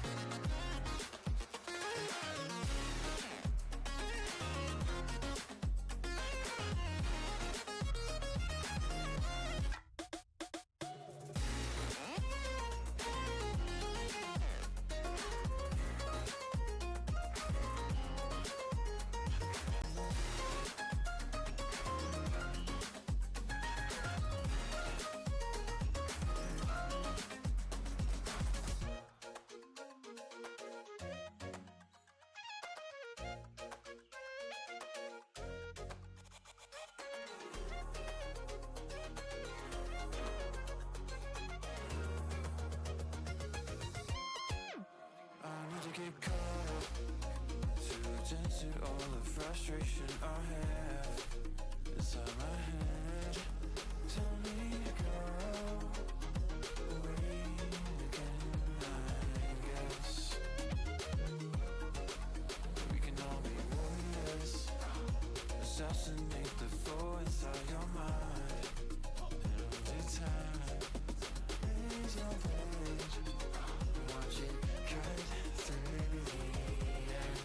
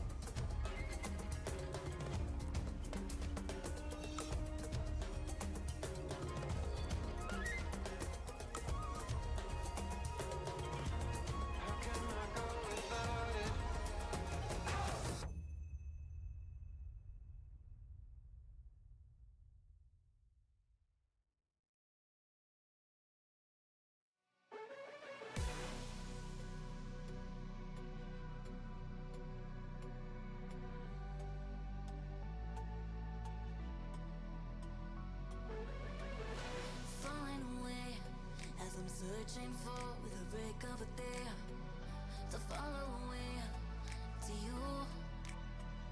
'Cause at the end of the day, I ain't looking for no reason to change. 'Cause everything is good for you. Baby, I can see we're gonna shout it out to the sky. Tell our secrets to the night, so we can see the end inside. We're gonna shout it out to the sky. When I look into your eyes, I can see no better light, better light than love.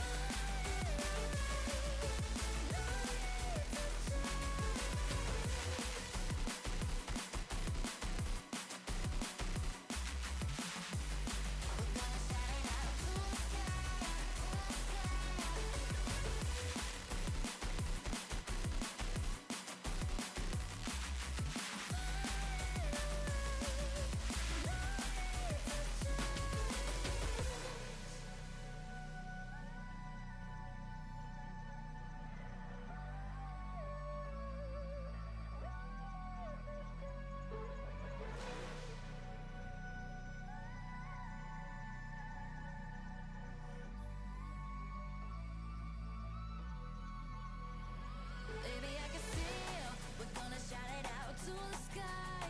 Tell our secrets to the night, so we can see the end inside. We're gonna shout it out to the sky. When I look into your eyes, I can see no better light, better light than love.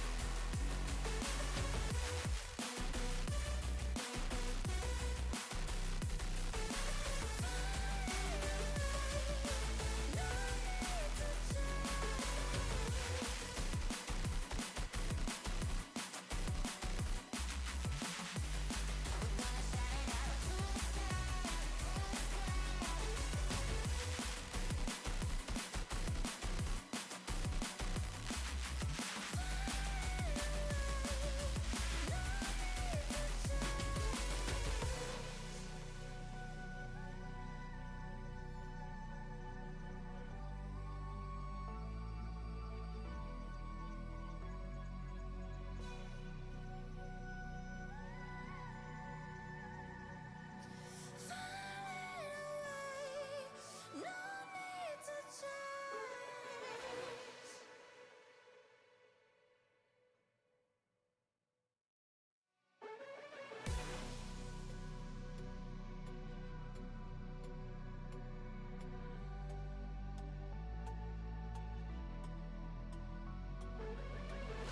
Falling away as I'm searching for with a break of a day to follow away to you. 'Cause at the end of the day, I ain't looking for no reason to change. 'Cause everything is good for you. Baby, I can see we're gonna shout it out to the sky. Tell our secrets to the night, so we can see the end inside. We're gonna shout it out to the sky. When I look into your eyes, I can see no better light, better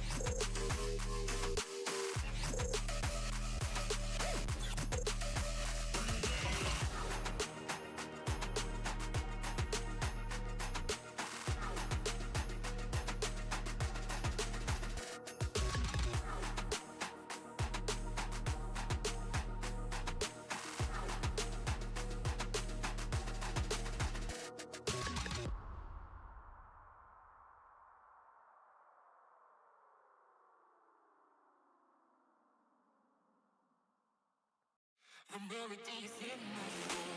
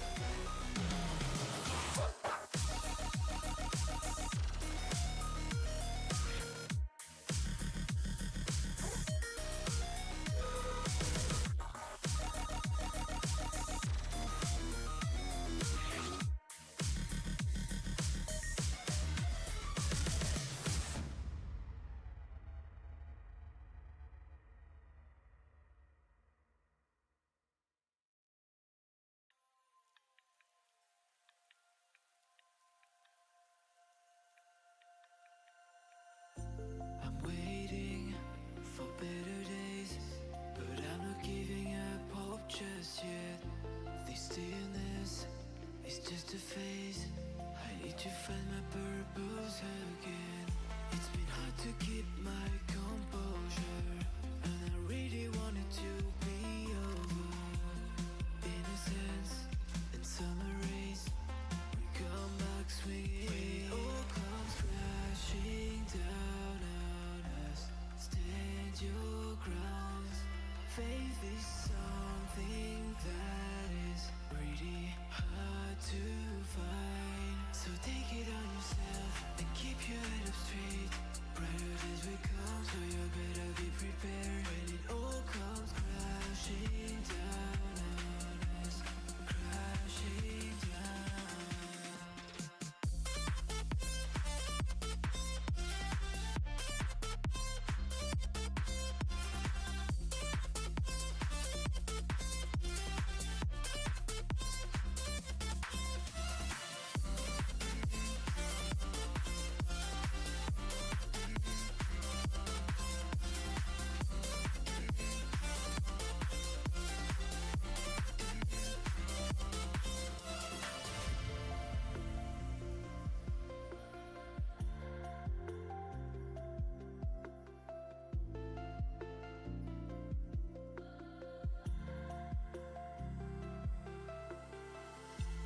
Vision is clouded.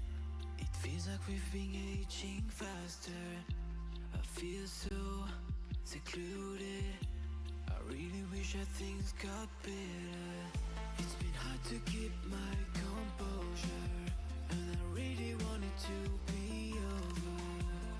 Innocence and summer rays, we come back swinging. When it all comes crashing down on us, stand your ground.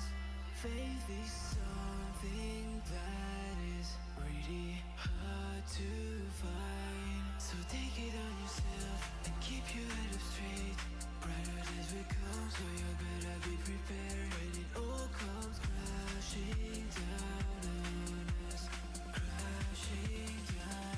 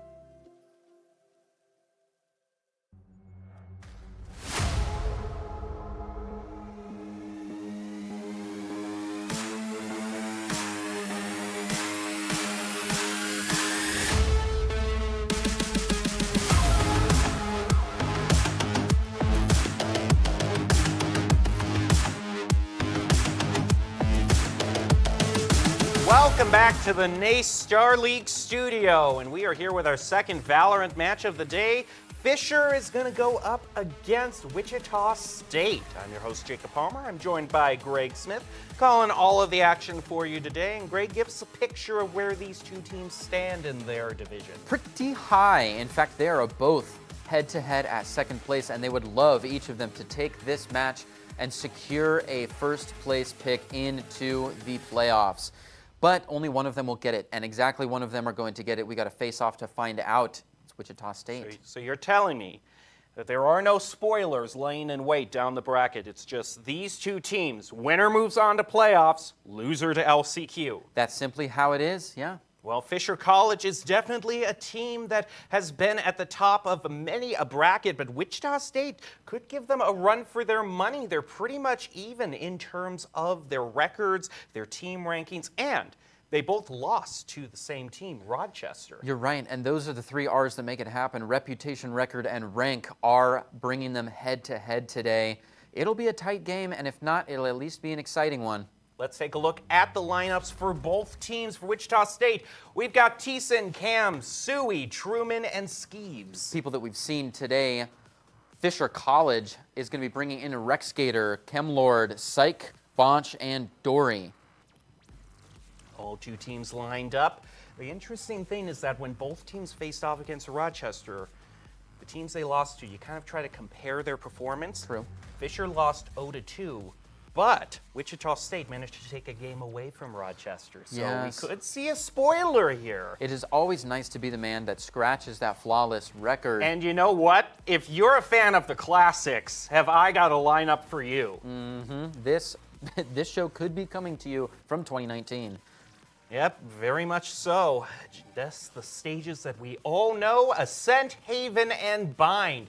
Fisher attacking first on Ascent, then he'll swap over to Wichita State. And then Fisher again for Bind should it go to that decider. It's the Falcons versus the Shockers. And if you don't know why it's a shocker, then look at Fisher's mascot. It's a big wheat man, and it's a shock of wheat. That it is, and they'll be carrying this shock of wheat in their mouths with their chins held high and proud, marching on to the battlefield with a beautiful stack of players. We're seriously considering Deadlock from Syke. There's also a good Sova situation on both sides of the field. I love seeing Sova on Ascent. But Syke living up to their name, hovering over every single agent. So we're not going to know until the very end. Dory considering to initiate Mirror the Shock's Thiessen. Looks like I think they're going to take it all the way to the Riot Zero. They may. They may. I mean, the only one that's logged in is, basically the auto lock for your Sentinel. It's always Killjoy on Ascent. That's true. There still could be a little bit of discussion here. I was going to say, as we haven't even had everybody show what they might be thinking about.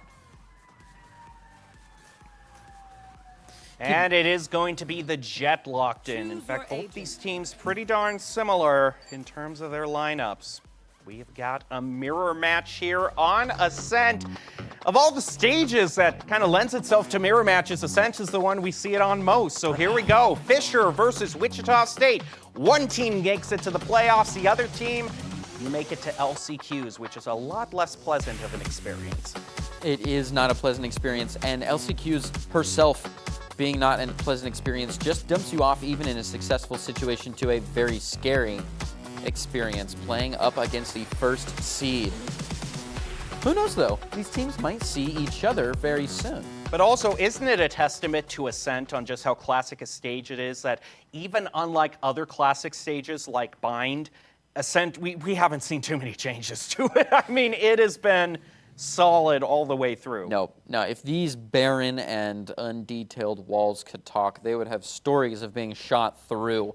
The wall bangable spots on these sites are unreal. In fact, every wall inside B that isn't an exterior wall, you can just drill right into. That's why a lot of people will drop a solid initiator controller or sentinel with an Odin to just kind of camp out in B, bringing on those old Sova memes. We're going to see a quick little debut of B in particular, as Syke is going to lead the pack right on in under Suppress. So it is just those ghosts that are going to get any damage, and damage indeed, off onto the Shock's arm. Considering that wall going down with a little bit of blinding, Skeeves is going to find Syke prancing around on the stage. That's the first bloods coming out against the Jets. Those duelists actually did not make a lot of damage before taking it. Skeebs low on health, looking to peek around and find one. Gets one. Beautiful spray transfer is not quite enough. And Rex Gator's going to grab one.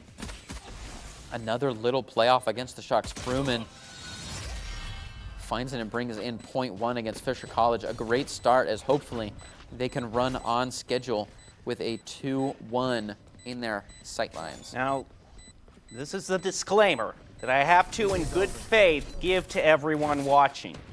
Remember when we were seeing St. Clair and we were asking, they have such a big lead, are they going to start to fool around a bit or, make a statement? They were pretty business until the very end. Fisher is one of those teams that can have fun, shall we say, if they're feeling confident in the match. Yeah, we've definitely seen a reputation of certain high giant teams to just kind of slack and let a few rounds slip on the confidence that they can bring it around in a later time. And that's how you lose a flawless record. And it might be still that they have a perfect set of games, but they've definitely had their fair share of maps and rounds go down. They like setting up reverse sweeps for them to get. We'll put it that way. And so, Wichita State, if you get the first win, don't get too complacent because Fisher might just be saving things for game 2 and 3. A couple good Marshall shots are going to find a few. The Shockers doing a great defense here and pushing up, looking to take some of this space on Dory. Can't quite find that one tap, so Cams grabs him first.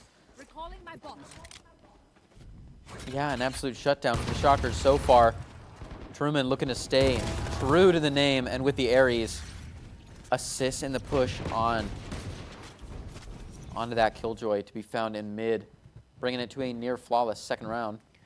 The question now is, what is being bonused with in terms of the Shockers? And we are seeing one Marshall be brought out, and I always like seeing a Marshall at this early stage of the game.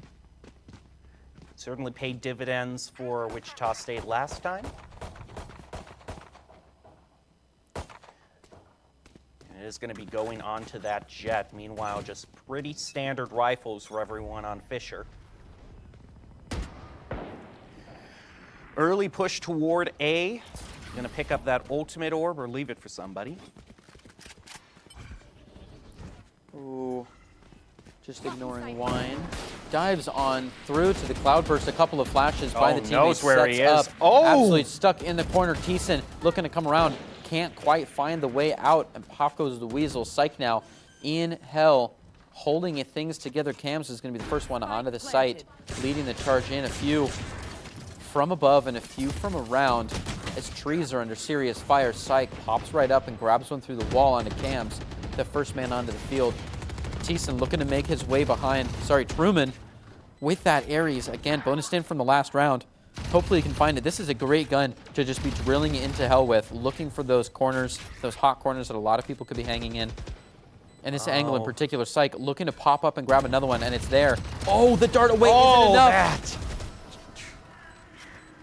That was a very quick reaction.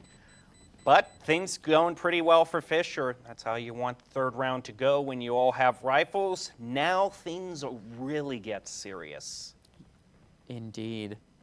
Or maybe they do. The Shockers are still highlighting an Odin on their first well, but it is going over to Sova, and that's the one that you normally give the Odin to. That's true. Should he be on site B. And we will say having that Aries fully wound up to deal with the pop and dash, when they were able to spray transfer over, having a hot Aries, it's difficult to dodge that. But instead, the expensive gun is going to be the op.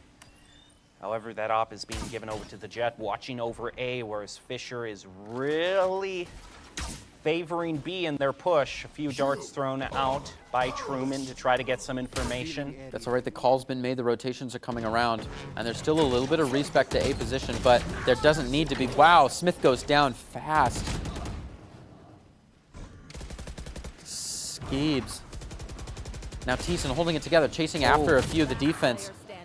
Not looking so strong. One man left. And it's Suey with the slow rotate from A, looking to just save that op.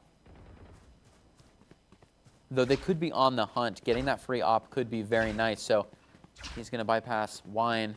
Trying to make it all the way around to mid, but could be a little bit of contact here if he's not careful. Oh, no. Oh!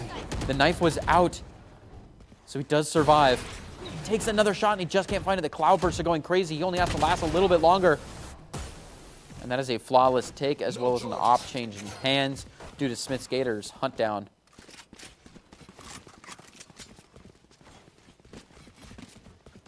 Now things all tied up at 2 apiece, and I doubt Wichita State has enough credits to fully buy, so this will be an economy round with just sheriffs and some hopes that they can tap some heads and maybe take 1 or 2 off of the Falcons. Positioning up by Fisher, this time towards A. We haven't seen mid come into the fray too often, but on ascent, usually sooner or later, that is the case. Positioning up really high from the Jet, gonna tailwind away to get on out of there. Another molly being placed. They find out the Jet and move right on in. You look left toward Gardens where that KO is. He's gone. Truman picks up 1. Can he pick up 2? I'd consider that a success given the current situation. They do pick up 2, so not the worst economy round. Fisher will get the spike down, more importantly, to be able to get the extra credits that come with that. Now a very crucial round here for Wichita State to try to turn things around.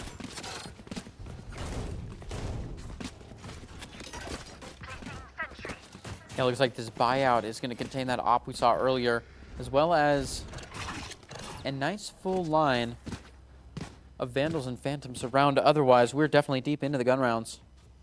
And here's that op positioning that we normally see in mid. Yeah, very typical. It's going to make a rotation off of A uncomfortable. Look at that. They're wasting no time on A.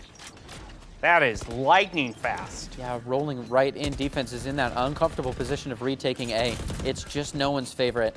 Tree is not fantastic. There's a lot of things to hide behind, like Jenny the boxes, both sides of hell. And from above, there's just a perfect angle that can just take you out. You can't really walk out there unless you've cleared hell, and it's difficult to. Defense has got an uphill battle to fight. Sui picks up another one on the op, moving in, brings out the knives, picks up a 4th, and all of Fisher is gone. Wichita takes back the round. I told you, we were going to have a good match here.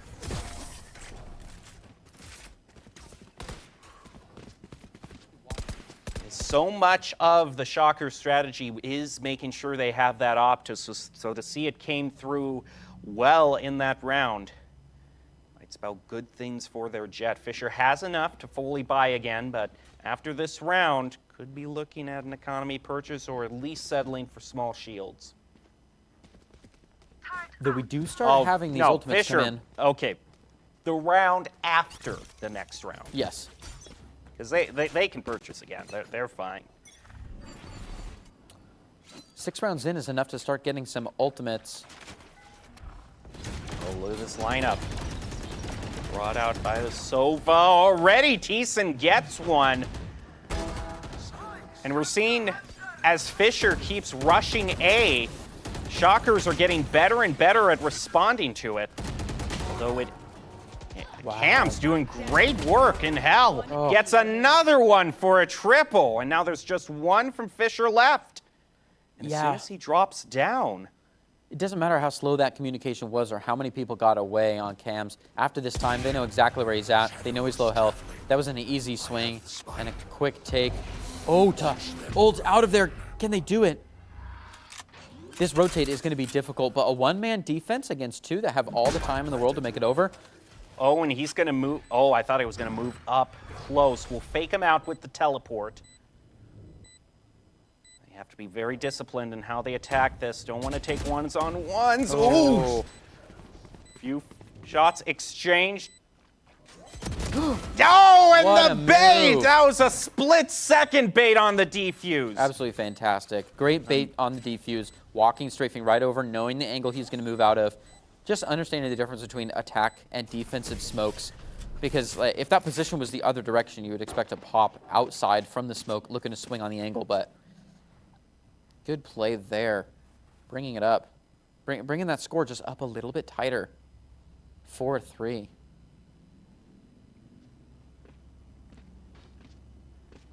Fisher As we saw from their huge credit bank, will have no problem purchasing rifles again, but things start to come into question the next few rounds, especially one of them's down to just 50. Wichita State, though, is losing enough that their AWPer is still just on small shield, so it really demands perfect accuracy and performance from your AWPer. Looking for that first pick to make every round a 5v4. Cams again. I mean, on A, he has locked down that route. Yeah, just punishing patterns. I mean, they let a few rounds slip, but never again. Suey and Skeebs doing very well from a distance. A couple pings go out, and Cam's know where his next target is. The slow creep up. Gugsha, trying to take one onto the op, but the timing is all wrong. And another one is found. Suey feeling good here. Tries to time the flash, and it's by assistance on Truman, playing through the wall to grab him. Gator goes down, and it's 5 points for the Shockers.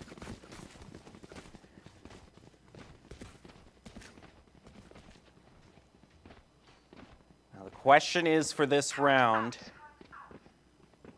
Fisher, what do they give up? Because they can't purchase that final rifle. I mean, I guess if their Killjoy tries to purchase, you could barely scrape by. And we're seeing that Odin being hovered again for Truman. This time it looks like it will, in fact, be an Odin push. And again, they're going to charge A. They are able to blind Cam, so that's going to put him in more of a bind. He'll teleport back over toward Generator, reposition. The Owl Drone's going to go out from Fisher to get some information. And they're going to use Command Null to get rid of all the abilities for Wichita State. But Suey comes back in with the op, brings it to a 4-4, but Psych is out with the knives. This is a dangerous situation. It's just going to hold down that sideline from Heaven. Spike is down, and a tricky retake from Wichita State. They're also going to drop the Killjoy. They're putting everything they can into this. Yeah, and dropping that Killjoy forces the op into an uncomfortable position because those knives from Psych have already found 2 players, and they're standing in the hot spot. There's a third one very, very quick. And that might just be it, unless this Odin and Skeebs One enemy remaining. can pull something out of the hat. It's not going to be Skeebs. Truman, yeah, I think going for the smart decision to save. Going to keep that rifle, or actually grab the op. So that was the main thing I was concerned about, Good is whether rotate. they would drop the op and lose it. So He is being hunted, but now Truman's in a beautiful opposition. Even if they come in after him, it's just extra credits on his bankroll. not going to be the case, however.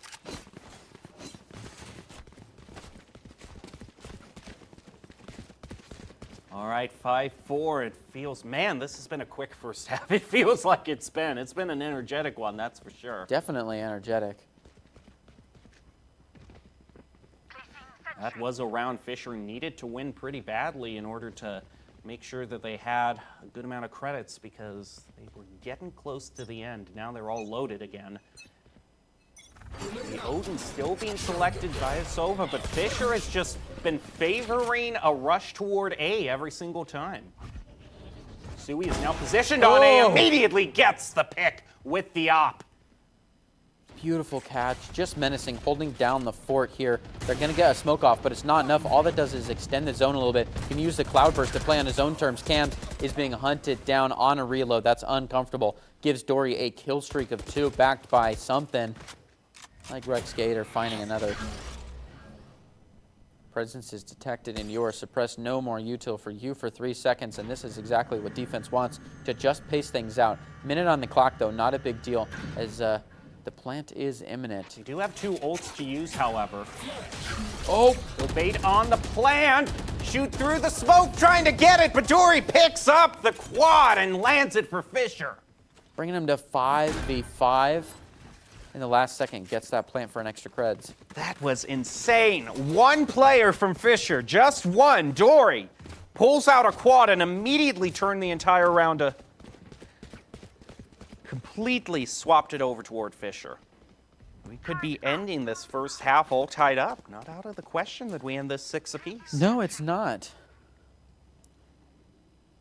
Yeah, Dory with a commanding 4K. Now Wichita's going to have to get a little bit creative. They've got to judge We've seen the first real push on toward B. I mean, I guess we did see that in the first round from Fisher. Syke gets the first pick on Skeeves. Oh, and look, they've caught they caught Dory out of rotation in mid. Might want to look out. That's a free gun that either the Jet or Omen could pick up.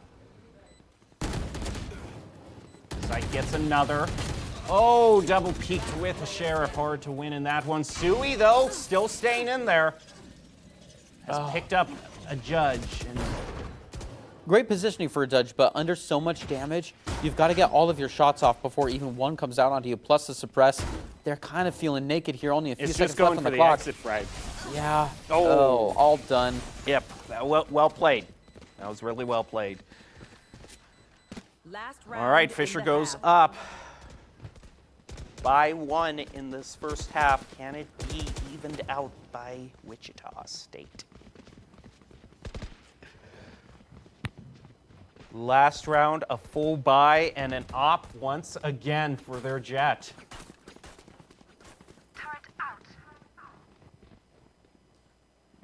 Like you said, we could be very close to an even half. That doesn't necessarily mean a fair half. We still have to take into account what players might be playing like attack versus defense. Dory checking out the situation, looking to roll on into A. Some players playing in mid as well, and they could be playing onto some contact. There's a very attack-sided smoke that just went down in mid. Oh, beautiful play by Thiessen to just let one walk past and take them from behind.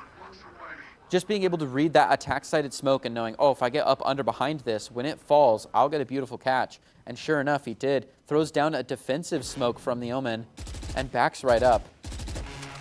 Just Few fires through the smoke, but they're to both the left Oh. and right. Sees him with the knife and gets out of there.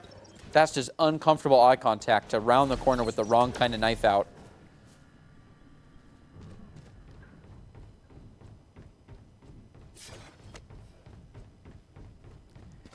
Low rotation over towards Old Faithful. That route through A that they've taken so many times, but it's had mixed results for them. A lot of Killjoy util they have to get through. Swarm grenades hit and a wall bang right onto the KO. Moves up and dislodges Heaven, but there's still more up there they got to deal with. Last player standing. Oh, The last player has to move off the point due to the Killjoy, and Wichita cleans that up. We're tied even 6 apiece. Switching sides. yeah, Wichita doing great here. I'm seeing a lot of really exceptional and just well thought out plays that are created on the fly.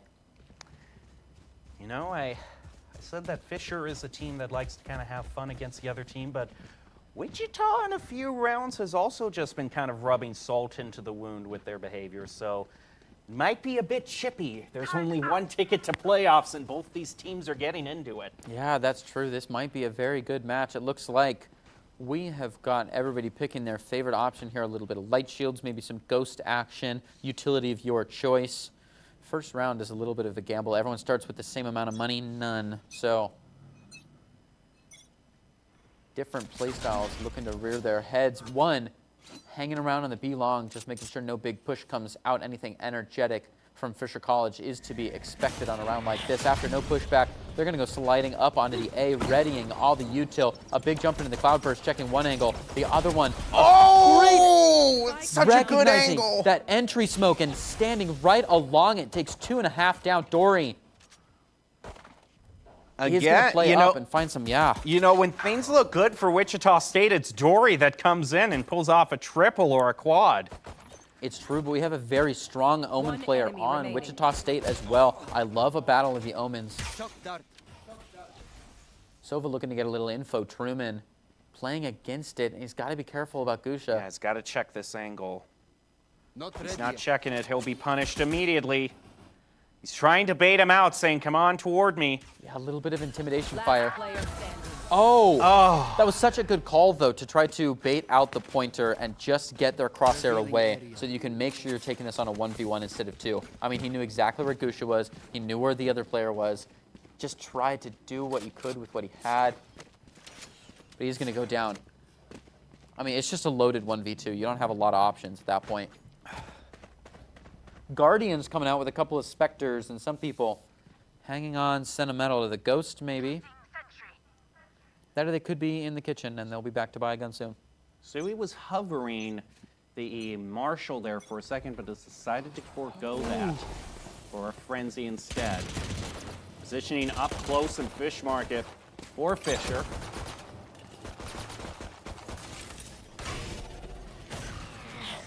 Grenade going to be placed down, dart thrown through the window, and it gets some pings onto Fisher. A solid defense keeping most of Wichita in the garage here, just kind of at bay. Oh no, and if the rotate comes around, Psych is watching too. Ouch! This is the beautiful Guardian lineup. I mean, it's just that perfect mid-range. He's got the ADS, a laser-thin sightline, and all of his opponents are low health. Oh, the angle advantage is used, the good swing, but they're not going to make it because Dory is coming around melee style. Plus, like, jumping that gap to make sure you didn't get caught by the Guardian, there's no way to get the spike. They were honed in on it. And there's a timeout, and I think, yeah, this is a good time for Wichita State to get a timeout. They got to make sure that they win the bonus here. And maybe there's some stuff that their coach can come in and, you know, maybe straighten out a little, because I don't know about you, but I'm willing to think that the emotions might be getting to these two teams. I mean, they're certainly playing like there's only one ticket to playoffs, and we will push and shove and do all sorts of other antisocial things to clinch it. Yeah, but some of these dirty plays that, as long as they're really trying to take the point, I love seeing it. I love thinking outside the box. And instead of having this, like, stand in the line, shoot when you see the whites of their eyes, instead, this guerrilla warfare that comes out in VALORANT when people are standing in your flanks and they're deep inside the spawns and the spike goes down and everyone knows that the game has shifted and it gets dirty. It's fun to watch. It's a lot more intimidating when your team, your enemies are picking Guardians and Spectres, as well as like a Bulldog here and there, and they know when to use them instead of just auto-clicking Spectres and standing in a line on defense. It's just more exciting gameplay. Certainly on a stage that's cut and dry as Ascent, it certainly brings some welcome variety. Yeah, a little bit of life into it in the form of a Bulldog, a Guardian, a Spectre, and the Odin across light shields. Look at this credit reach, though. They have the money, right? They could be doing better, but it looks like Fisher College wants to play a little bit of a semi-eco here and go hard in the coming rounds. Oh man, immediately gets the pick onto Skeebs. A tough roll for Wichita, considering they're all together and they're already being surrounded. A beautiful blind. Blind is going to come out, giving Sui a free kill. Sui keeps rotating for more, finds Fragan. Looks for another, but Dory is staying strong, and Gator finds one. Dory goes down. A strong pull by Cams. Can he stay alive in the corner here and fend off against those two? A 1v2 situation. Will they find the peak for a 1v1? Sure enough, there it is. If he can hold it together, it could be the end of it. Getting around Jenny, a much better situation. And the shock dart. He could have the jump on him. Oh, but they saw him right out the corner of the screen. That ultra-wide monitor with the bend is coming in clutch. And worst case scenario, for Wichita, they won their bonus round, so now things could really start to careen out of control. Yep. There has to be some sort of thrifty brought out, otherwise Fisher is right up to double digits. Yeah, and Fisher feigning the low credits, even though they're a few wins deep. Holding on to some guns that are subpar at best could foreshadow a couple of ops maybe coming onto the field. But we do know that Sova has had odd buys all game. Right, a couple of light shields and ghosts when they could have been keeping up with the pack. Here. Look at this Omen. Dory is just hiding there. If they do not check this angle, they're toast. And he waits. Are you kidding me? Are you kidding? Oh, Dory, the immediate payback as they go flying out behind Suli, takes him at point blank with a Marshall. That is Joe S. Just poetic justice. It doesn't make it up for that fact, though. Poetic justice. I'm happy with it. That's a clean 1v1. Oh, you're happy with that? Well, you're happy with that. I'm happy with Dory going down, and I understand that he's got to be greedy. You kind of have to be, because you don't know how many other players are slow walking behind that. I get trying to like bolster, capitalize on a few more. Like we see pros do that. I think it was a little bit much, but he came out and went to gun him down on the escape and then played lackadaisical and got caught off guard. I think it was 1, poetic, and 2. You could say that he was trying to get more than 1 kill out of it. Immediately mows him down with the Odin, and a thrifty pulled off for Wichita State. All over the map on that one. To get a 4K in a game like this is difficult. All right, well, let's hope that hiding behind that crate is definitely a fool me once situation for Wichita State. Yeah, surely so. I mean, that's a fast defense, though. To get up to gelato before the attack does, it's got to be a move that you wouldn't even want to try twice, much less run successfully twice. And we're going to see another Odin coming on out.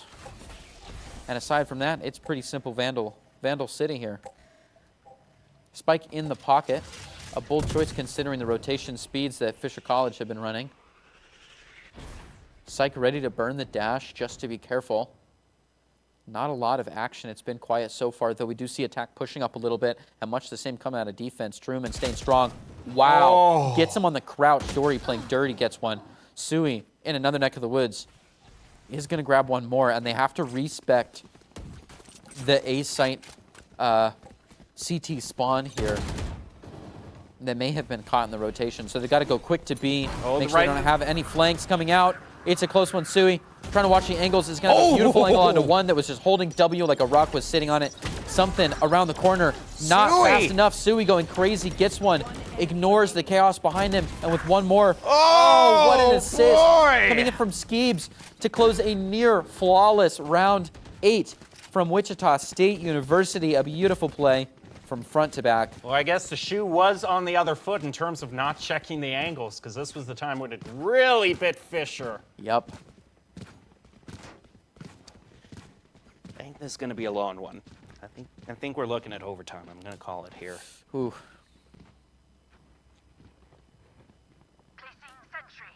Yeah, a tight 2 games or a tight third. Fisher forced onto the economy round. Should we tie this all up at 9 apiece? Knives brought out to try to alleviate that gun differential, and I'd sure say it was successful. Gets the first pick. Takes out Wichita's top fragger. Who's next? Those knives being cued on a thin angle, just keeps walking, feeling things out. Shockers do not want to play it. Oh, but Skeebs, after getting the dart, decides to backwalk. Psych calls the bluff and moves up a little bit to check things out. Sees 2 of them. Backs back up into a safer corner and goes to check mid. Making sure no cheeky rotations are coming out from Thiessen. Sure enough, they're considering a mid hit. But Psych is going to be on the ready. Skeebs and Thiessen aligning their clocks. Be careful. Synchronizing the watches. Oh no, they're going for the long rotate. All right. Could be a safe call considering you have a few ultimates out there. It's going to be to run to A, and that's totally seen. Psych has been calling their every move. Okay, they're passing the 30-second mark. They got to make it happen. Wow, what a stacked group. Look at them checking their angles, though. They're not going to not check that angle anymore. No way. They're going to make sure they check that every single time from here on They out. may even smoke here and check wine. Oh, great timing on the molly from Fisher. Blind thrown out, but the swarm grenade's in response. He's suppressed. And that's all it takes. Dory, though. Oh, my goodness. You've got to watch out for that Omen. That is just filthy. Goodness. Oh, man.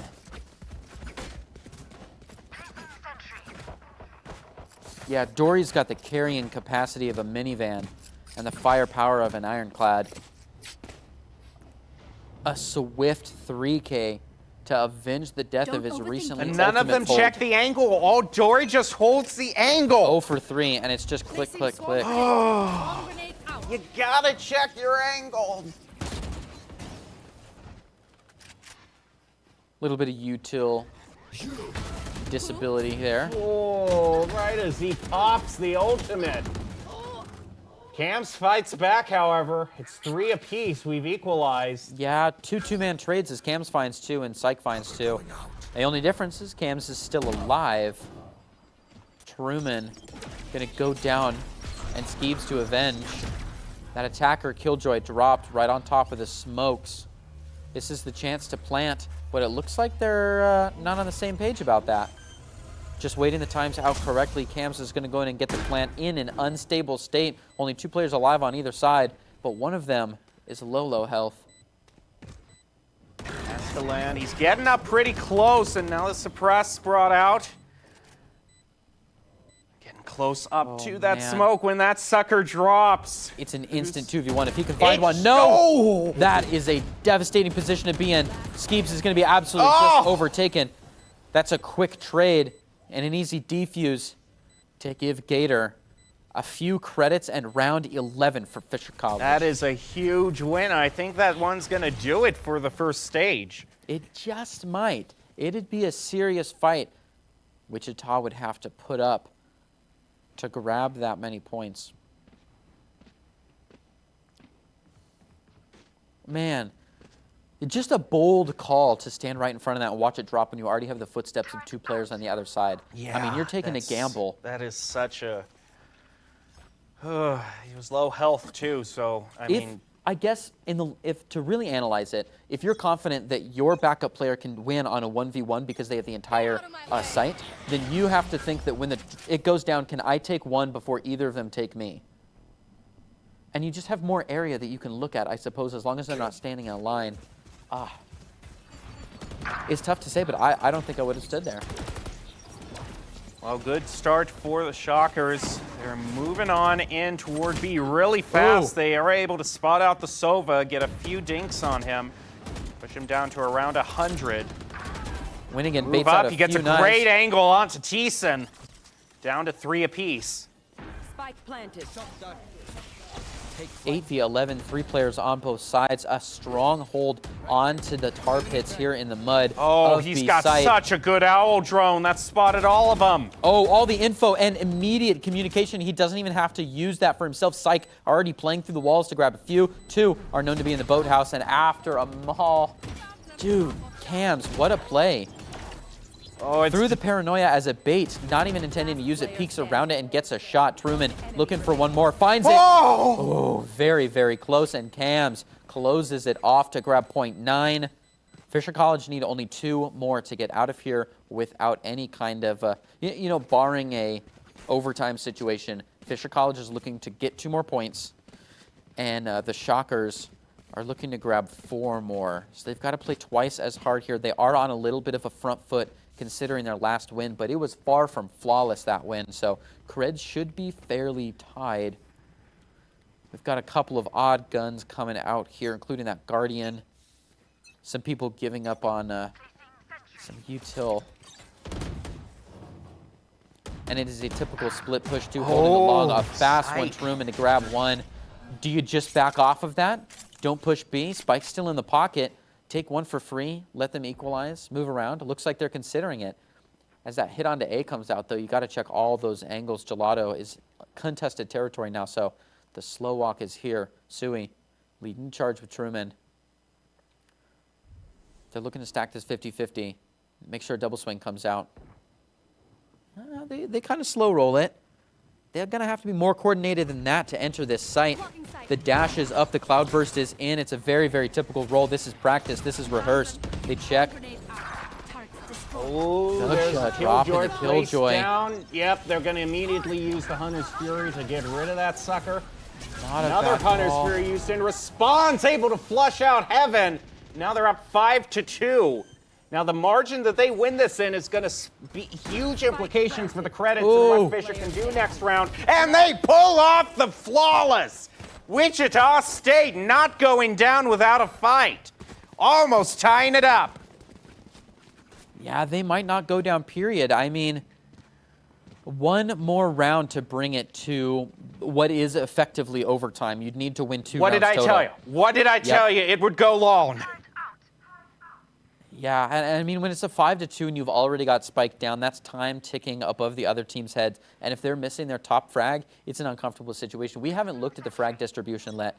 Yeah, but look at this. The only difference in the frag distribution is in the top 3. It's a little bit higher modal on the side of Fisher College, meaning if Wichita State plays together and synergizes utility and uses their double peaks well, they're at an advantage. They already took one off of Wichita State.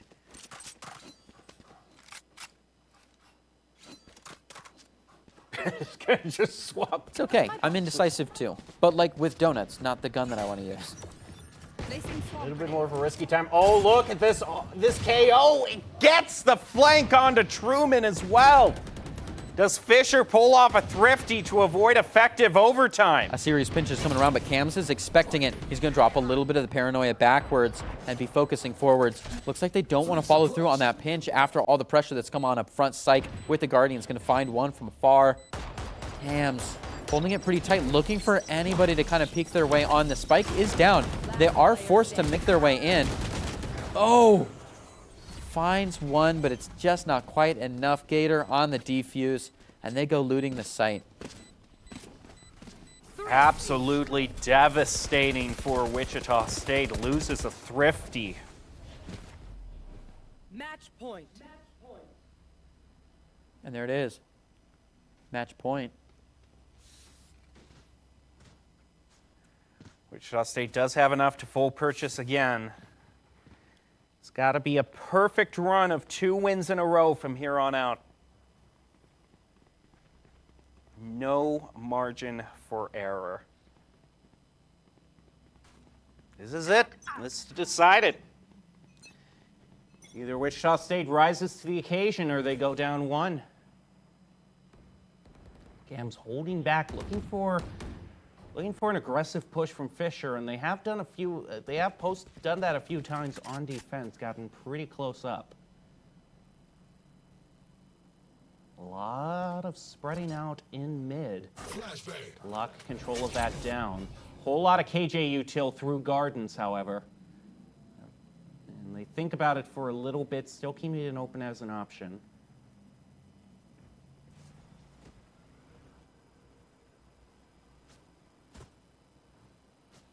Ooh, jump peek, they get a hit onto the Killjoy. They get hit, though, while taking out all of that util. Yeah, the silence breaks all at once. Look at this collapse of the dominoes. Psych grabs one, and just as the activities feed clears, they grab one more standing. The bastion of the site. They're going to go and peek a little aggressively, looking for something, but Dory on the background is there to help. It's not enough, those skeeves. 1-2s them with only 11 health left. And 1 tick away from getting that ultimate. They would love to either win 30 seconds this left. point or find something to get him. That ult orb maybe, not a chance. Suppressed knife comes out. Oh! Last player standing. Winning Just and finds one, one goes left. down. Cams Gator. has to clutch it. Cam's so incredibly close. Low health on one of them as well, but it's finds Cams. 10 seconds Just Gets left. one one. apiece to decide it. There He it is. gets it. Very, very close. Was able to sneak out that low health one-shot man above the heaven as the other one dropped down, played a little bit of peekaboo around Jenny, and closes up point 11 for the team. However, they cannot lose this one. It doesn't matter. In order to even get into overtime and set up another 2-round roll at the very minimum to find map 1, I mean, it is just a fight. I'm not going to survive tonight. I'm not going to. Could be tough. It could be tough. Fisher College, this is your last chance to send us into map 2. Psych is going to be using the knives in lieu of a gun. I've charged up that Killjoy. Watch out for the knives. They're going to place a one-way smoke down on towards A. B, pretty stacked. They've got a player running up dog and close to catwalk. A little bit of a shuffle back in the spawn. Sui, Cams, and company looking to make their way up. And as that smoke drops, Truman uses it to make their way across. It's a little bit of a spread. Come in here, Dory, trying to pepper through the smokes, but he doesn't find anything. No place. Attackers dropping the Killjoy for a big push. They find one, looking to make their way onto site. 2 go across into Wine, getting ready for that jump. The paranoia comes out, but it doesn't do enough damage. Dory pushed back into the corner, ready to find one. It's not enough. Sui grabs him, Cams another. It's so far so flawless. Getting the plant in already, playing through the smoke, showing off a couple of shots through. Fragan does take one on the defense, and it's another but they return the fire, and Shockers bring themselves up to the second switch. Switching sides. They'll be playing from the attacking side in overtime. All right, everyone swaps between attack and defense. Full gun purchases for everybody, except if you want to go for the op, then you got to settle for small shields. But, and that's exactly actually settling for no shields, excuse me, in terms of the opper. That is exactly what Wichita State wants to do. They were comfortable with that op when they were on defense. And Cams has been the savior. He's the top fragger overall for both teams. He's been a nail biter. Yeah, to say the least. All right, here we go. Fisher College. We're going to play the first attack. Oh! Suey. And a huge charge on toward A, but posted up near generator. Cams is right there, picks up another through the smoke. Truman also gets one, picks up the double. There's just one Falcon left. The shorty, it gets caught in it. Thank goodness you have a teammate to get out. Thank goodness. Probably ran out of indeed. ammo. Oh, just awkward after those 2 shots here. Shorty is fresh out. Sides. Oh. Match point. And I mean, the jump shot is so fun, but then you're stuck on the ground in the middle of a reload animation. Because when your shorty goes out, there's no sidearm to switch to. All right. Man, a good play by Truman. There are plenty of times that we've seen teams only be comfortable on one side for defense. And whoever is on defense wins, whoever on offense loses, and, you know, we're up to 15, 15, 16. Yep. I think the question is, can the Shockers get the opening frag? If they can get first blood, I think this is good news for them. On rounds they've done that, they've normally won. Same for Fisher. Yeah, but they've been doing well with it so far. A little bit heavy on the smokes A side. So although it's a painful rotation, they're going to make it to get on over to B. Oh, look, Syke, he's positioned up so close. Oh my goodness, that is so narrow. If they can swing this, they might take it, but he gets He does! He peeks out and he finds one. Syke grabs the first blood, but it's not for free. Look at that health. Everybody with an op is at no shield, so they're going to go down, leaving the op. Admittedly, it's B site. It's difficult to retake with an op. Offensively, Suey following into those players in the mud on the defense. A play through the wall, but it's not enough, so he finds 2 cans to grab another one, and it could be. It just could be. Oh, they get it! Wichita State gets the first win over Fisher, 14-12 in overtime. I can't. This is so nail-biting. And there's still so much in the air. I can't make any sort of call on what team's going to win. Because whenever I said Fisher loves reverse sweeps, they could have just said it could be all according to plan. I don't know who to trust right now. Look how evenly matched they are in terms of the overall standings. I mean, it's an intense situation on gameplay alone, but the stakes have not gone down. One of these teams will be taking the holy chair at the top of the pile, and the other one will have to scrape the barrel for LCQ at a second try of this match exactly. So people, I mean, it's a setup. Look at this roster, too. There's no line between red and green. These players are head and head. And I know we only brushed up on the ranks, but we'll have to check in again for exactness. Each team has a Radiant player as well as very, very close on the tail players in the rest of the roster. I got to correct you there. It's only Fisher that has a Radiant player. Ooh, interesting. Yeah, remember, both these players are the same. They're all like Immortal 3 across the board, except for one Radiant player for Fisher. That means we've had an overtime upset. I know. But also, remember what I said earlier about these two teams lost to the same school, Rochester? When Fisher lost to Rochester, it was 0-2, but Wichita State actually managed to take a round from Rochester. So it's like you look at all the stats and history for these two players, you don't know what to think because there are certain things for Fisher, certain things for Wichita State. It's true, but that lackadaisical approach we sometimes see from teams like Fisher could let a couple rounds slip and not take seriously. Again, that's the main question. Are they holding back? Yeah. If they're holding back and they just decide to bring it on Haven, again, I can't stretch enough. And this goes doubly for Wichita State. You cannot take it easy based off that win. But I honestly don't think we've seen a lot of really dirty or BM plays that make it feel like they're really slipping. No. I think they're still working together. We've seen synergized utility. We've seen people pop off as well. other than a couple odd buys for sure, but this site is kind of known for strange buys. I mean, the Odin and the Ares are actual viable picks, and the Marshall is a good call in that huge mid-range. So it's tough to say. I think both teams are giving it their all. I mean, if it was, I wouldn't run it to overtime if I was just playing around. I think it's a serious game, and I think Wichita has a serious shot at finding first in their division. Well, at least tying with Rochester in the overall standing. Actually, Rochester would be undefeated, so at least securing second place. True, true. And you know, you think about whoever goes to LCQ, they have to go against the top seed. And if Rochester is undefeated, there's a good Difficult chance too. you could go to the team you already lost to in the regular season. It is true. It is true. We could get a repeat match of this very shortly into the season. I mean, just game one, depending on how the LCQ goes. But that is a whole nother basket of fries. Oh, great. Now you got me hungry as well as on edge, too. Well, here's a look back at all, man, this insane game that we saw on Ascent. Mirror match, one of the most played maps in all of Valorant. And it was a nail-biter to the very end. Yeah. I thought it was over once Fisher went up 12-9. Not quite the case. Yeah, we had a big fight on those double-digit borders, which is always fun to see as we get closer and closer to the overtime. And we even got to dip our toes into the overtime. This is my favorite kind of overtime, a 14-12. It's tough seeing those sextuple overtimes go on map 1, but this was not the case. I'm sure these players are still feeling nice and ready to go. They're warmed up, but not burnt out. So it could be a very tight map 2 as well. One thing we saw from Fisher is they really, really heavily favored pushing A.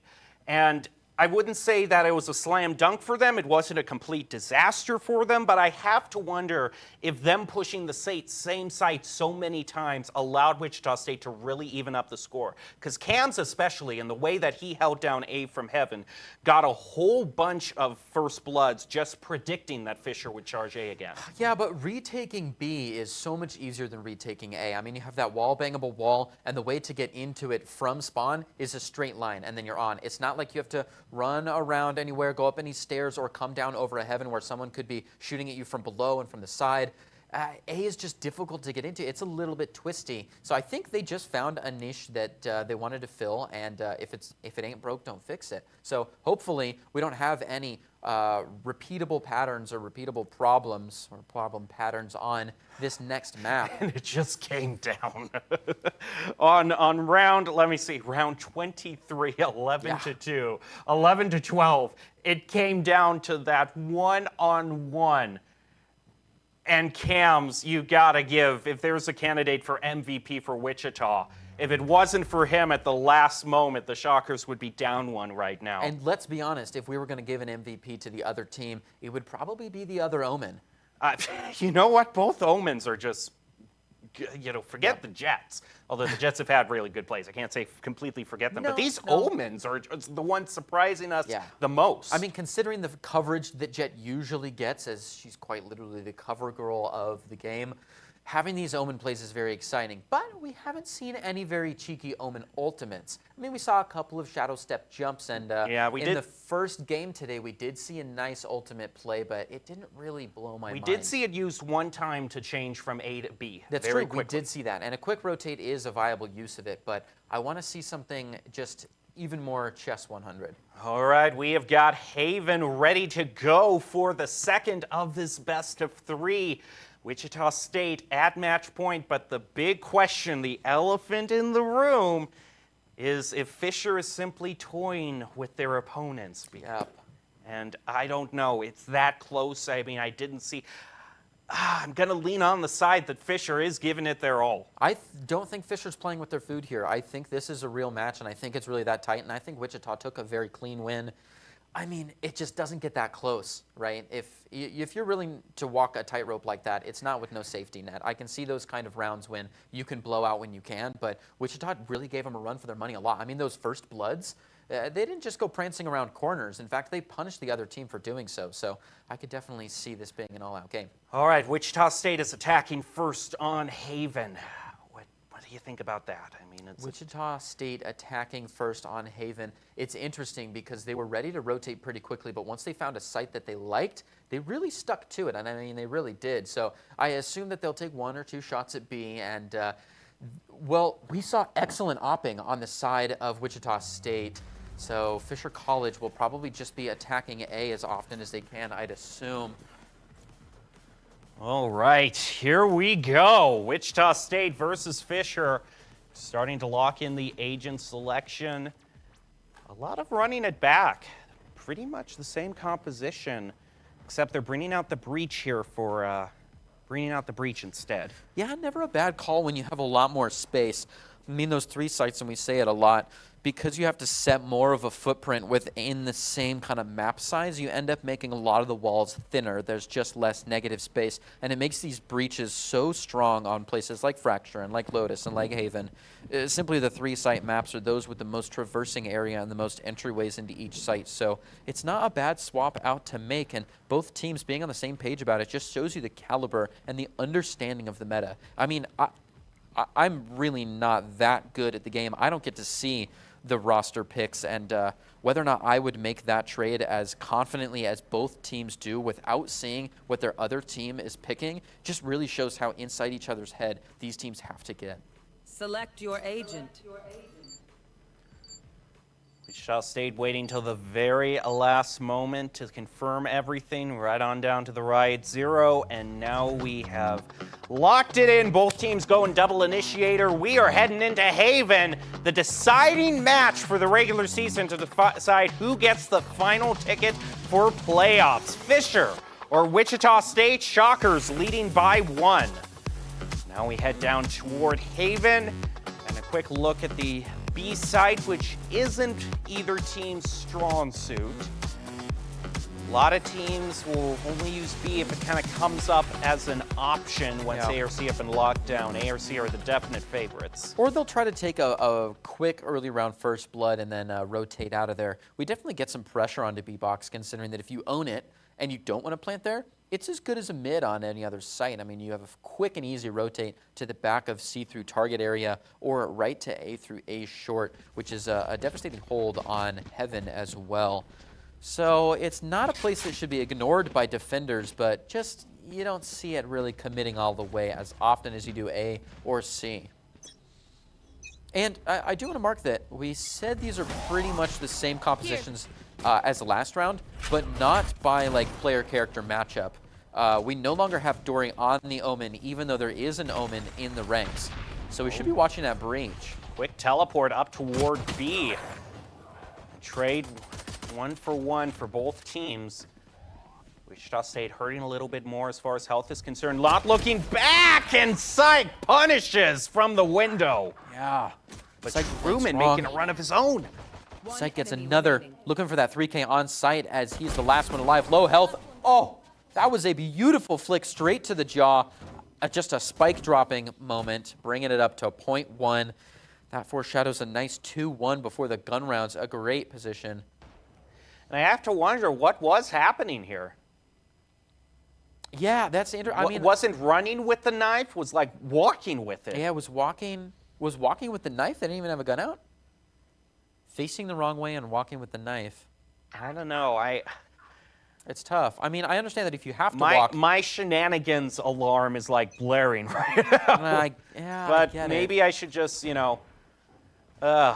It's faster to walk with a knife out. So if you have to walk, I get it. But you shouldn't. Yeah, but you're turning your back toward window. Maybe there was a call from the team that said it's clear and it wasn't. Or a call from a team that said they might be getting flanked, and that was the worry. Gator staying strong, and that's the second round. We've seen Cams go down his first blood. A shame that their top fragger is taking hits like that. The Shockers trying to secure a point here, though it'll be definitely difficult considering the gun difference. Sure enough, Fisher College has an easy walk right on. Wichita State did at least get the spike down, so they'll get the credits for that. Here's the thing. If Fisher College is really looking to drag it out, or simply was playing a little bit slow and a little offhand in the first map at any time at all, they cannot lose this one, and they want to stay strong. So I think this third round, as we see the guns come out, we know they have the buying capabilities to push past bonus. And they may bonus up and they may lose this round like you should. but how many people would they lose with it? That's such an inspiring message. Lose like you should. You should, because if you don't, you have less credits going into the next one because you overbought yourself and you're going to lose a few people anyways. I mean, the math checks out. All the pro teams do it. Ooh. Oh, Dory comes in as the spoiler like so many rounds before. Player remaining. Oh, has to pull out his sidearm to get the win, and Wichita State gets it. Has to lose 2. So Fisher College doesn't force buy, and they take the loss. I shouldn't say lose like you should. I should say bonus/save like you should. You're still trying to win. You just want to do it on an eco. Dory being the first testament to that, taking quite a few, but look at that. Just the reload time from the Sheriff at point blank should never happen. And you're playing at that disadvantage for the long-term game. I mean, that's just a good sign of getting serious. Uh-oh, and Sykes has brought up an op, so C is going to be a big old no-no for now. Ooh. Oh, but Suey right off the bat!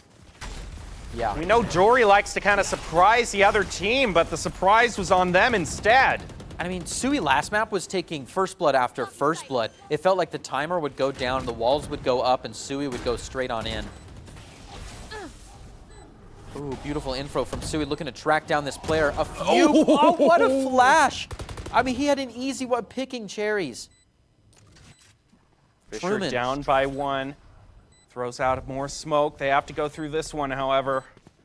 The door and the angle that Cams is holding down, and he's one of the most accurate for Wichita State. Trade 1 apiece. This is huge for Wichita State. Fisher committed all the way to an op. And they're going to try to save it. They're going hunting. Risky, but a huge reward if you get it, but no. You could see that barrel. They had no. Oh, Look at that they're play. getting so greedy here. Psych, playing just nasty. Might not see this last one coming, honestly. Oh, they're not going to go for it. Oh, they do. Oh, what? Did that go through? I don't think it did. I saw it did damage, but... Nope, they've got an op. Psych has an op. Wow, that's crazy. I don't, even with an op, I don't think you do it. Even if an op is a prize, 3-1, that's so many credits to lose. Still going to put Fisher on an eco, but boy, Psych still has this. Oh, man. Absolutely unreal. Also, look at where this Omen is. He's going all in on this Bucky play on the close angle. Enemy tag. They're moving up C. Right here. The Jet hasn't positioned up there, so the op isn't a factor for now. Oh! Oh, plays against that Bucky very well. Does take a little bit of a shot to the gut looking. Oh, quite a bit of nice health down, blind. but it's enough. Finds another one. Oh, the flick's not quite there, and Psych playing dirty with it. Gets one. It is going to be a shot through the smoke from Thiessen to grab him. Thiessen finds 2 more. Sorry, Thiessen and Truman each find 1 with a little bit of assistance from They don't pick up the op, they just let it stand. And, you know, it's a question of, I don't know, if they want to pick an op for Vincent Fisher. Ooh, Fisher's put themselves in an awkward position here. They're going to have to do a half buy for this round as well.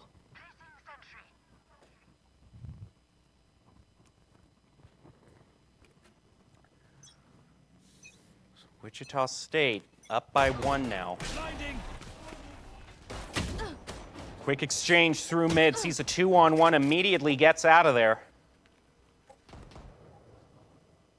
Remember, there's no Sage and no Sky, so all damage is basically permanent in this match.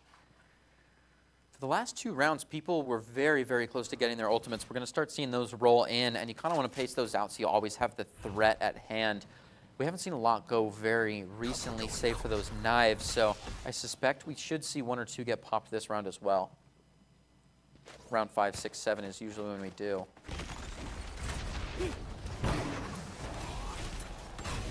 Spearheading straight on into the site, so much utility, just ablaze in the area. They're going to attempt to get that plant down, man, but it's difficult. Sure enough, this Hunter's Fury coming on out as people are stacked right on top of each other. And what a nasty pixel angle to take one.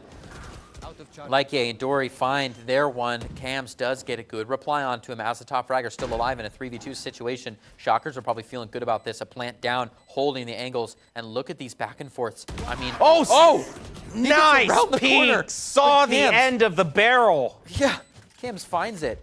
That was a tough one. They were going hunting down. They're going to, from a distance, try to hold this, try to bait Psych out onto a couple of clicks, but oh, man. One-way smoke, though. Oh. They should have heard that defuse.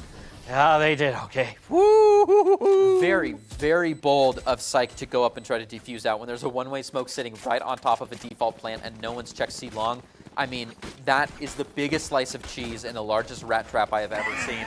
Like, oh, that looks tantalizing, but I know there's... Again, you're taking my mind back to hunger at a time when it really shouldn't be a factor. Just look at that. You've got your ult ready, and someone puts a one-way smoke on top of the spike at the front of a long hallway that's not been checked.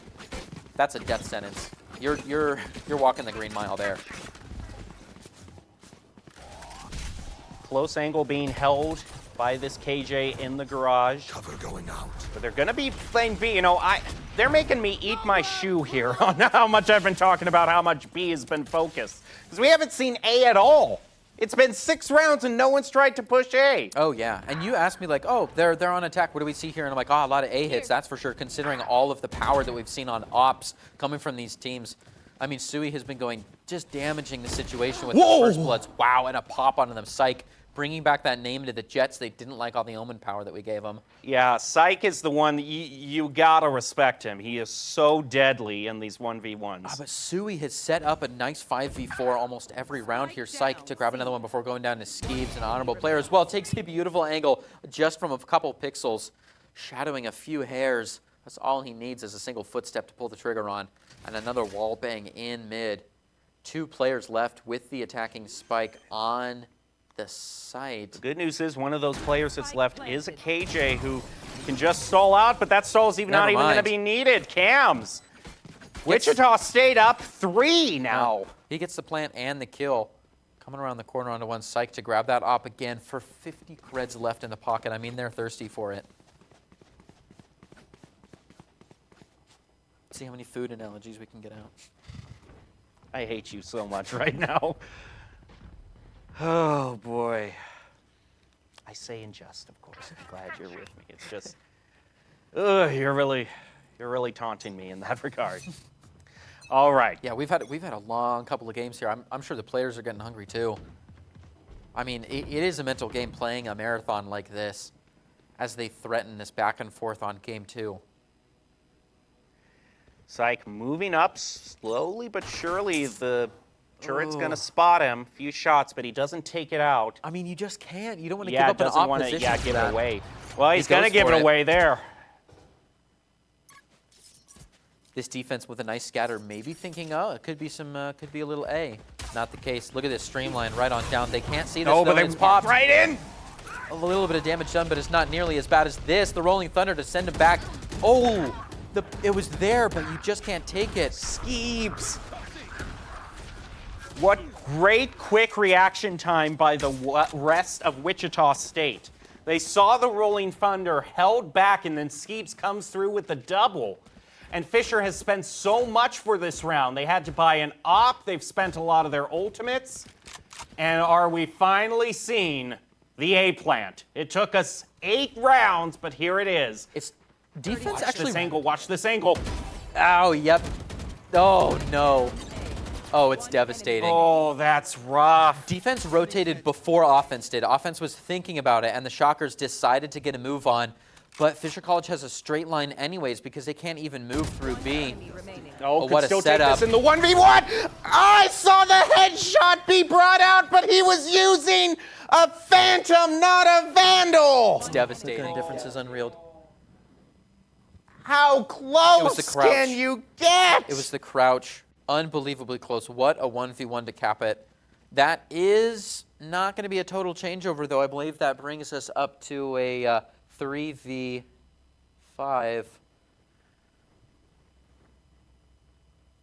So it's a good point, but it's not enough to damage the economy. Sui, what happened? Sui, clearly an op purchaser as of late, is now stuck with small shield, small gun, and a small 50 shekels left in the wallet. Oh boy, but has the knives here. Oh boy. Yeah, that's a nice time to have the knives. They can still stay fairly front of the pack. Look at that. Ye is going to take Skeebs down immediately. A real shame considering Skeebs' 2K capabilities have been on point as of late. That is, if they're feeling daring, a good gun for Sui on the knives. If they'd like to bonus it up, sure enough they do. Those 50 credits are of no worry now. Psych from a distance, menacingly holding down that B site with all of the KJ utility. KJ, on the other hand, deep into C site, not the place to be when 3 players on attack are funneling their way down. Oh, gets caught. Oh, very, very close. Win again. Being on threat, it's not going to be there either. Shot, almost no damage done. They come back around, just pinching him. Can they find him? Oh, the open! Oh, but the cavalry coming on in. Fisher College, 2 left, 1 man. It's Cams. A man, a plan. Oh, no. looking the wrong way. And ring around the rosy just doesn't make it. Well, I was talking so much about how they aren't pushing A. Maybe they shouldn't for the rest of this game, because both times they have, it's been devastating for them. Oh, just look at this. Just all skate in the normal direction around truck. The back and forth is painful. Cams doesn't know what to know. Oh, yeah, spare us. Spare us the image. That It's economy is round 2 for Wichita State. a serious hit to the creds. We're looking at a 5-5 here, honestly. Oh, an under the rug pull for a quick A push on an econ. Not an awful idea considering that with a gun diff like this, you're looking at long sight lines in a scary way. So C might not be the call, and defense knows it. So after no, oh my goodness, what a tried dry to get that peek. shot, got a body dry shot, peek. but oh, that's ugly. Psych to take 1. Dory finds 1. Win again, goes down immediately. That's a shame. Dory looking for another one, is lined up on the skull, but doesn't want to take the shot through. Goes for the flash, pops out, and it bites the dust. Cams from the side with a Guardian. Can he keep it together for another one? He's kind of stuck in the hole here. He's going to trade out for the Vandal. A much better position. Last man alive with the spike, and you're closer to the other sites. He tries to keep it up with not enough time on the rotate. Goes down to Sykes' 4th kill. Nearly aced it. Sure enough, the creds are back on the table. It's a 5-5. This is the Shockers' chance to at least clean things up before the half.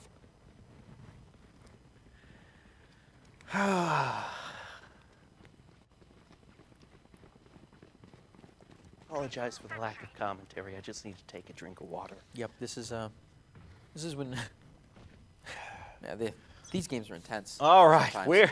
we're back, and Fisher College completely erasing the deficit, and Hunter's Fury brought out right at the beginning of the match, and Psych already picks one up onto Skeebs. Yeah, off to a sprinting start with that Hunter's Fury being popped immediately. I mean, you're really calling a gamble about where people are stacked up when you drop that Hunter's Fury, and if nothing else, it's the info. A classic Cloudburst dash to get them deep in the site does not pay off. They totally called it. Now he's low health and stranded alone. Tries to find one. It won't be there. Dory grabs her first one, starts counting. Dory looks for another one, but that flash is going to give it to him in Psych. Truman does punish the walk, but they're being absolutely pinched. They take another one from a distance, but up close, Psych finds 3K. That's 0.6 for Fisher College, Wichita State. It's going to be difficult to bring this half to an even 6-6. They're not totally on an eco, but really they are. And we've seen them do a lot with a little, especially when they play nice and methodical and they find a first blood and they re-rotate. But that's just not the way that Fisher College has been letting them play. It has been high pace. I mean, going flying in on 5 stacks and popping the ultimates like in the first couple seconds, it's creating a pressure that I think Wichita State would like to take a timeout from. So this half, just the change in the half, could be what they need as well. Oh, wasn't even checking the angle and gets paid severely for it. Oh, just things like that.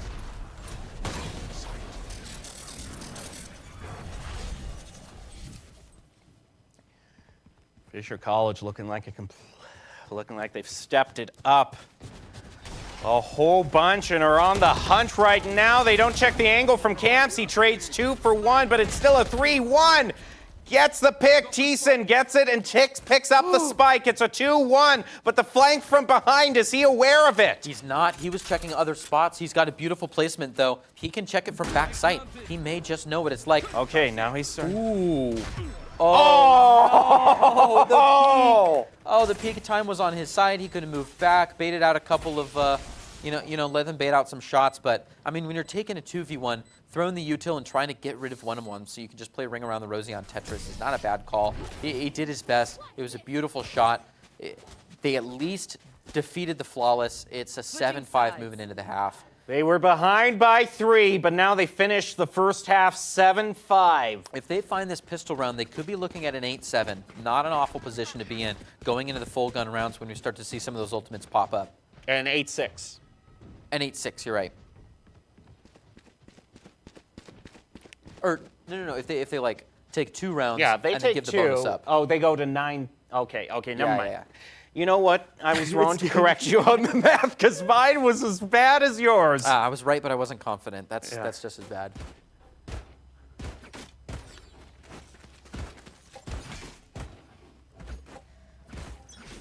All right, first round for Wichita State on the defense. Ooh, Just moving up, what? catching Fisher unawares.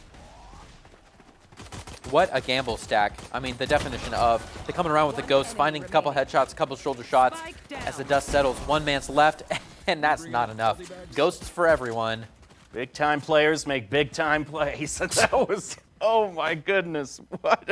Wichita State taking spicy. 0.6 for themselves. That's first round of the half, and they are just going to be rolling dice for the next set of guns. We've got one of each, actually. The whole family's here. The head of the 5 families, at least. With what looks like a Stinger, a Spectre, a Judge. There's so much they can do. A Guardian and a Marshal. Wow. They've got everybody but the Bulldog present. Oh, never mind. But, I mean, Fisher, no stranger to thrifties. Let's not get too ahead of ourselves No, here. it's very true. Trying to play that SMG down the long sidelines is not going to work out. And it's a tough place, too, because Skeebs is in the position for all of their util. So they got to play back and start taking some shorter angles. That does mean they're playing in a retake situation. His body gets a free plant.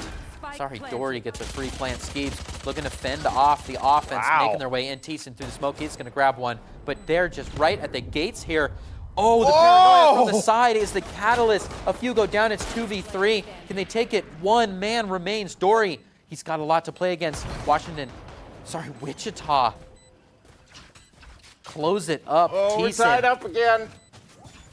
Looking to give that defuse to Truman. It's just intense out here. Wichita bringing it up to a tie, though they're now looking at a bonus, right? And they've got some fun guns to bonus in, but they also lost a few, so they're forced to buy up in. Yeah, Yasui is forced to buy a Ghost and kind of coast off the credits. Maybe foreshadowing some kind of op by next round.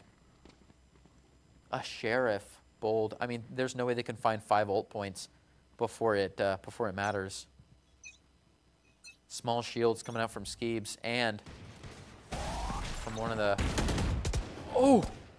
An early scare off on B site. Very, very heavy defense and offense there. A little bit of util just forcing out any peaks. The fight or flight is called, and no noise on the mics there. Beautiful flank checks. I mean, there's nothing lazy about this offense here. Sending a nice split along short and long. Getting people into the A site. Waiting for those smokes on Heaven and on short defense. They're going to make their way around truck. They've got a good secure on Hell. A couple crossfires to be set up. Plant is coming out. Psych getting close range. Whoa! No! He's punished with a classic alt shot. 3 to the face is all you need. Right as you said close range, too. That's tough. Talking about close range, the Judge. What was happening there? Hams absolutely filthy with it. 2 on the Judge. Quick swaps the gun to a distance fire to hold things down while the defense comes out, and there it is. Finds one, an exit frag. Anyways, Cams with a 3K. I need to see this replay, the omen there. That's beautiful. But what was happening there? What a play. In that corridor, he was facing right towards the corner. This is right here. Maybe it was caught in the middle of a reload, but here we go. Sui starts it off. Drops That's another the smoke. pick. The judge swings around, and look at this omen here. Yeah, that was, he had his knife out. Just like a clean 4 shots. Yeah, gun swaps off a bonus from another player. So now he's going to be holding on to a Vandal into the next round.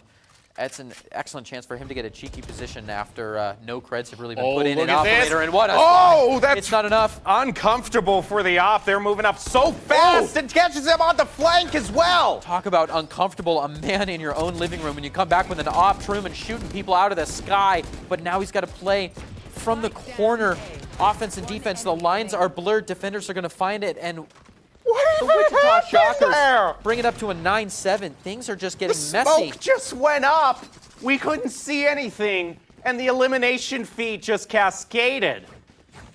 I mean, I like this. The miss on the op shot, this puts so much pressure onto Wichita State, and they lost the op. But I also have to wonder, they picked up the op in the smoke, and you have to wonder if maybe the barrel stuck out and that immediately gave them the info that they needed, just spotted that out of the corner of their eye. Defense was just playing a good back-to-back game. They set up a back rank. They took one on one side of the tanks. They started facing other ways, so when Psych looked to come around and grab maybe some collaterals, it just wasn't there. Early op from the side of Sui to get a first blood and rotate right on out of there towards short to be a menace towards Win again.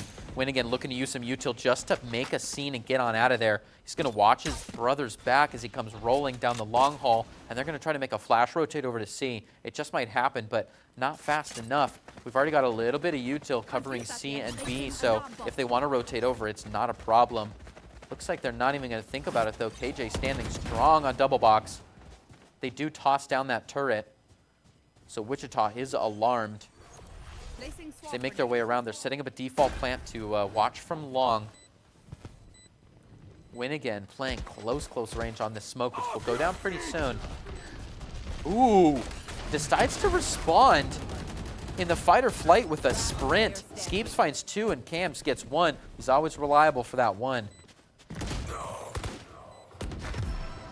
And the Rolling Thunders haven't really worked out for Fisher College. No. I mean, they usually get a hit onto one, and they get a pick off that, but Wichita State is really good at backing off and then just letting them feed in.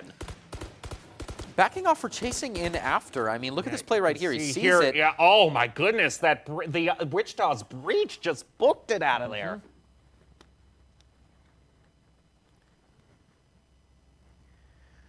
All right. Double digits. Wichita. Well, they're ahead What a 3, but lead. hey, we've been in this situation before, and Fisher can show us that they can make up 3 rounds no problem Ooh, not on with- a thrifty as well. I was going to say not with creds like that. They could be looking at an 11-7 soon, maybe. Smoke goes out onto A for the quick charge through sewers.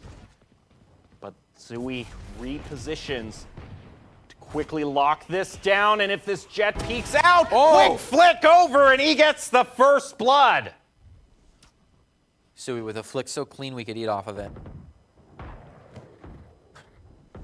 Don't act like I didn't catch that reference. You're really walking on thin ice. Skeeps, though, isn't, putting Wichita State to an even longer lead. Up 5-3. They're still going to come up through sewers. Truman's got the angle on it, however, if they don't check it. Oh, moves back far. Tensions Kind of a are split high. push. It This sure is. Sova With here. 3 health enemy Sui remaining. amidst lots and lots of Spike cloudbursts, down just trying to A. keep themselves alive and let Truman take care of the situation before they get back into position to hold that long. And it is a flawless play by Cams to close things up. That's the problem with the split push. You're just taking a numbers disadvantage everywhere. That's the beauty of offense. I mean, if computers were going to play Valorant, it would say that you get a 5-stack somewhere, they're able to procedurally check out under pressure of time an area, and they have the numbers advantage. And if you lose at a 1-to-1 ratio, then you switch sides from offense to defense, and you have to hold it as the other team pushes from the backside at a numbers like stagnant. But when you split teams up like that, yeah, you get like surprise plays, but even if C is able to take the site, they then have to rotate all the way over to grab the spike. I mean, split pushes on offense are just a real gamble. It's a fast one by Cams. They take the last shot last round and the first one this round. Skeeb's going to go down to Win again, who then is going to follow right in after the first player breach. It's 4-4. Wichita State has slightly more ultimates to use, but the guns are pretty much even. And this is the deciding round. Fisher's all in on this round. If they lose it, they're looking at economy at match point. Not a comfortable scenario. This angle is locked down with the op from Sui. Smoke's going to be placed into there. Hunter's Fury as well, expended by the Shockers. Can it get any ping? Catches him on the off angle in Courtyard. But the Knives trying to even it up. Dory opens it up and straight it back. What a piece! And Fisher wins the one-on-one this time. A reversal from what we saw on Ascent. And Fisher wins the one-on-one at the most crucial point this time. Like you said, that was a save round. So now they've got all the creds they need to make it a decent, fair fight here at point 8-11. Wichita State would still love to kick those creds down and bring themselves into a match point before any double digits are found by Fisher College. But Fisher College is not holding back now. I mean, whether or not they were playing serious all night, they've got to be right now. A loss is on their plate. Oh, quick rotation up from Psych. A lot of smoke being placed, but Truman is hanging there to take a really close angle. Backed by Sui, they're a gonna little bit of a rethink bait it. and switch on the op. Yeah, it's not quite going to be there. That is just a solid setup, and C is not as solidly set up, though it is being watched by Camps. A solid player at the very least. Oh, what? He almost stood right in it. Oh. That is the way it gets concussed and can only look. Yeah, and the paranoia coming out, too. There was so much vision denial on there. People were just kind of blind. Speaking of blind, another one pops out, but not in the right direction. They find one, but Psych is still ready to see. Got that 20/20 vision and a gun behind it. One enemy remaining. Wow, what a ricochet. I want him on my billiards team. Dory takes a nice shot onto one. Sui, a beautiful sightline, is going to have no problem. He's jumping, makes miss the op shot. This is dangerous. Dory bringing the gun back out. Sui knows what the damage could look like, and they're just closing in on him. Nice. Gets one. He's ready for the bunny hop that time. Oh. Timeout right here. If there's a time to call timeout Wichita State, it is now. Oh man, they're still going. 2 more rounds need to be won by Fisher. They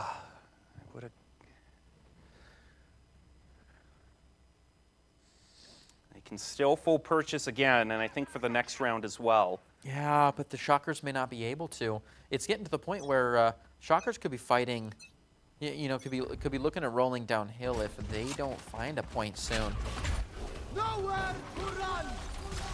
Oh, this is huge. He's concussed, but still manages to pull it off, but caught in the Hunter's Fury as the charge goes through to C, and the Rolling Thunder brought up to stop Fisher in their tracks. But like Wichita State did so many times, they bounced back, they moved back, and are just going to wait it out through the smoke. And as these smokes start to drop, C starts to clear up. We've got a couple of options. That vision denial. Oh, Sui! What a shot through the walls. Finds one on to Laikye. The hunt is on as the entire attacking team is looking to find this man from the Shockers. Sui. He's repositioning. Flies right out of there, holding on to B. And they're in their own spot. He's checking every single, because he knows Sui's up to some shenanigans here. And he's solo walking the spike. I mean, if Sui can take this. Oh! Gets it! 2 left, so they'll probably take this one against Sui. They do, but it's 3-2.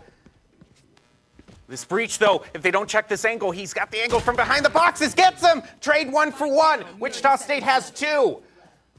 The spike has been dropped twice. Truman has it. The angle, the wall bang. Look away by Fisher at the last time. And Wichita State goes to match point. 1 round away from getting your ticket to playoffs. It just sounds so sweet, doesn't it? The sweet, sweet victory and a free ticket to playoffs. And you can just bye-week your ways away through the LCQ. Watch from afar. Wichita State quite literally has 3 strikes. Yeah, they sure do.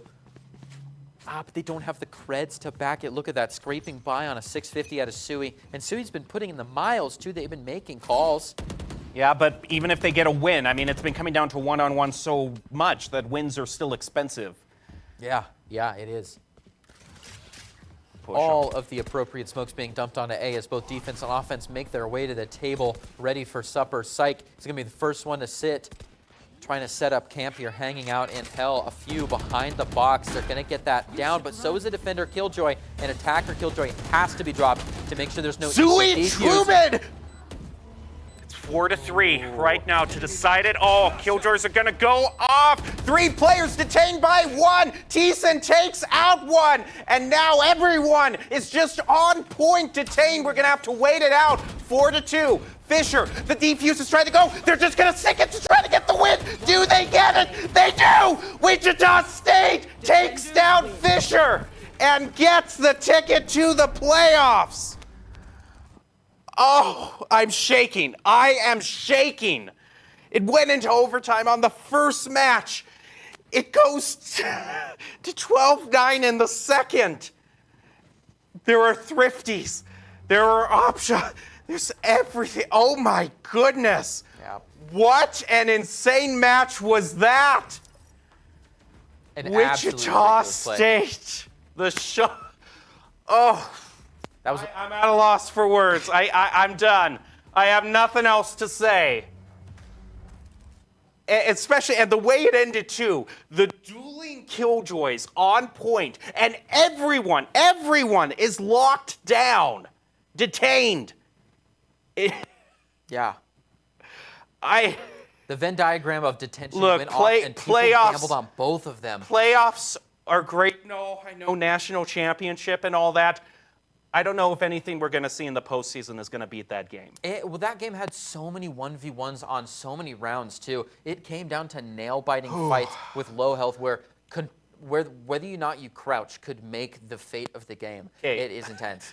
I'm shaking right now. I'm literally shaking and crying right now. No, but I do need a breather. I'm sure all you need a breather. We'll leave you with the top 5 plays from Madison before we get to a post-game discussion. Right now, top 5 plays by Mavics Gaming Chairs. Feel the difference. We'll be back to wrap it all up.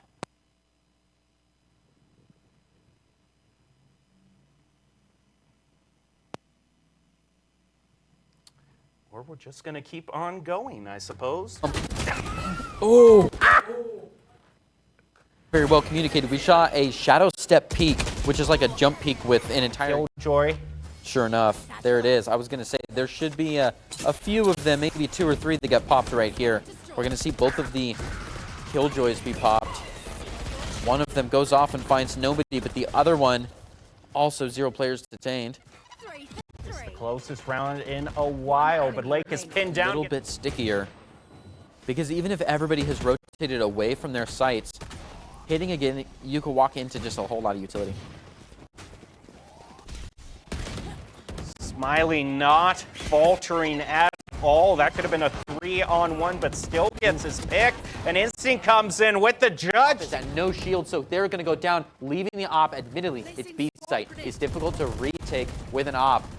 Offensively, Suey following into those players in the mud on the defense. A play through the wall, but it's not enough. Suey finds 2 Oh camps. my Another one, and it could be. It just could be.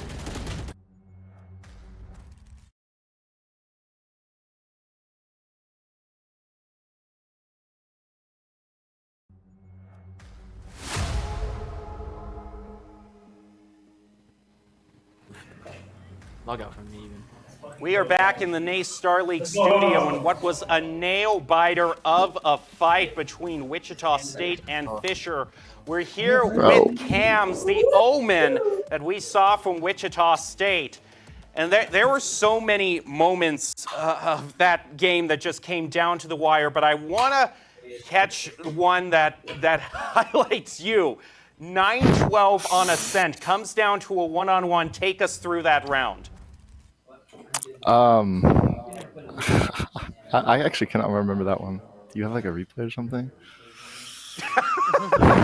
You know what? I don't blame you with how close that was. The fact to remember anything is, but I'll say it came down to a lot of one-on-ones. Like a lot of rounds were down to the wire. So when you did get down to one-on-ones with Fisher to sometimes decide whole matches, what was your thought process? How do you work through one-on-ones when it's all on the line? Honestly, just swing. I love the confidence. Just swing right in there. And confidence might just be what you need running in for the rest of the season. I mean, this is it. You guys made it to the playoffs. What are you thinking here? What's your regimen and agenda like moving forward? Practice a couple times a week. Try to get good, opponents to face so we can keep our skills up and everything. Keep our chemistry good. All in the scrims. Well, talking about good opponents, I want to bring up the one school that gave you and Fisher a run for your money this season, Rochester. Undoubtedly, they're also the ones heading to the playoffs in your division. What are the things you're looking to clean up from that time you met them and went 1 and 2? I think when we went 1 and 2, we were a lot newer team. We still are a pretty new team, but we'd only been practicing for a couple of weeks. We didn't really have a lot of protocols down on many of the maps we played them. And I think we'll be a lot stronger if we have to face them again. For a recently new team, you came and took down one of the titans in NACE Star League and sent them to LCQs.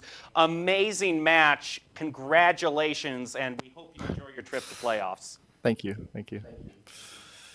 Oh boy, man, what a way to end the normal Valorant season. I cannot wait for playoffs. Just swing. Just swing. Isn't that bold? Casually said after it goes into overtime. He's so humble and so honest, too. He's really sure that that's all it takes. That's I love it. all it takes. I just clicked heads. I mean, that's why probably they only had a single timeout, right? Someone probably had to go to the bathroom. They're not letting momentum get to their head. They are ready to stay together and just keep your forehead to the cursor there. Well, thank you so much, all of you who are joining that. I don't know if we could have provided you any more exciting of a match to end the season. Yeah, sure enough. That one was a nail-biter. But we've got playoffs ahead of us, so you're going to want to stay tuned for NACE Star League when things really go into overdrive. And of course, we want to give a thank you to all of our sponsors, Truth, Extra Life, Duncan, Monster, Odyssey Lecture, and Mavics Gaming Chairs, bringing you the top 5 plays of the game. Tomorrow, we'll have Rainbow Six, and then after that, we'll have Sea Counter-Strikes on Friday. So don't go away. We always have stuff coming to you for NACE. But for now, we are out of breath. We need to get a rest, and maybe you do too. So we hope you have a good night. Tune in next time for NACE Star League. Thank you for watching.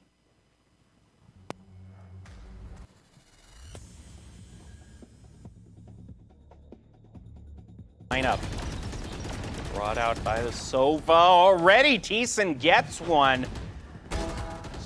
And we're seeing as Fisher keeps rushing A, Shockers are getting better and better at responding to it. Although Cam's doing great work in hell. Gets a no shield, so they're going to go down, leaving the op. Admittedly, it's B site. It's difficult to retake with an op. Offensively, Suey following into those players in the mud on the defense. A play through the wall, but it's not enough, so he finds 2 cams. Another one, and it could be. It just could be. Trade 1-for-1 for both teams. Wichita State hurting a little bit more as far as health is concerned. Lot looking back, and Syke punishes from the window. Yeah. But Rumen making a run of his own. Syke gets another, looking for that 3K on site as he's the last one alive. Low health. State. Fisher committed all the way to an op. And they're going to try to save it.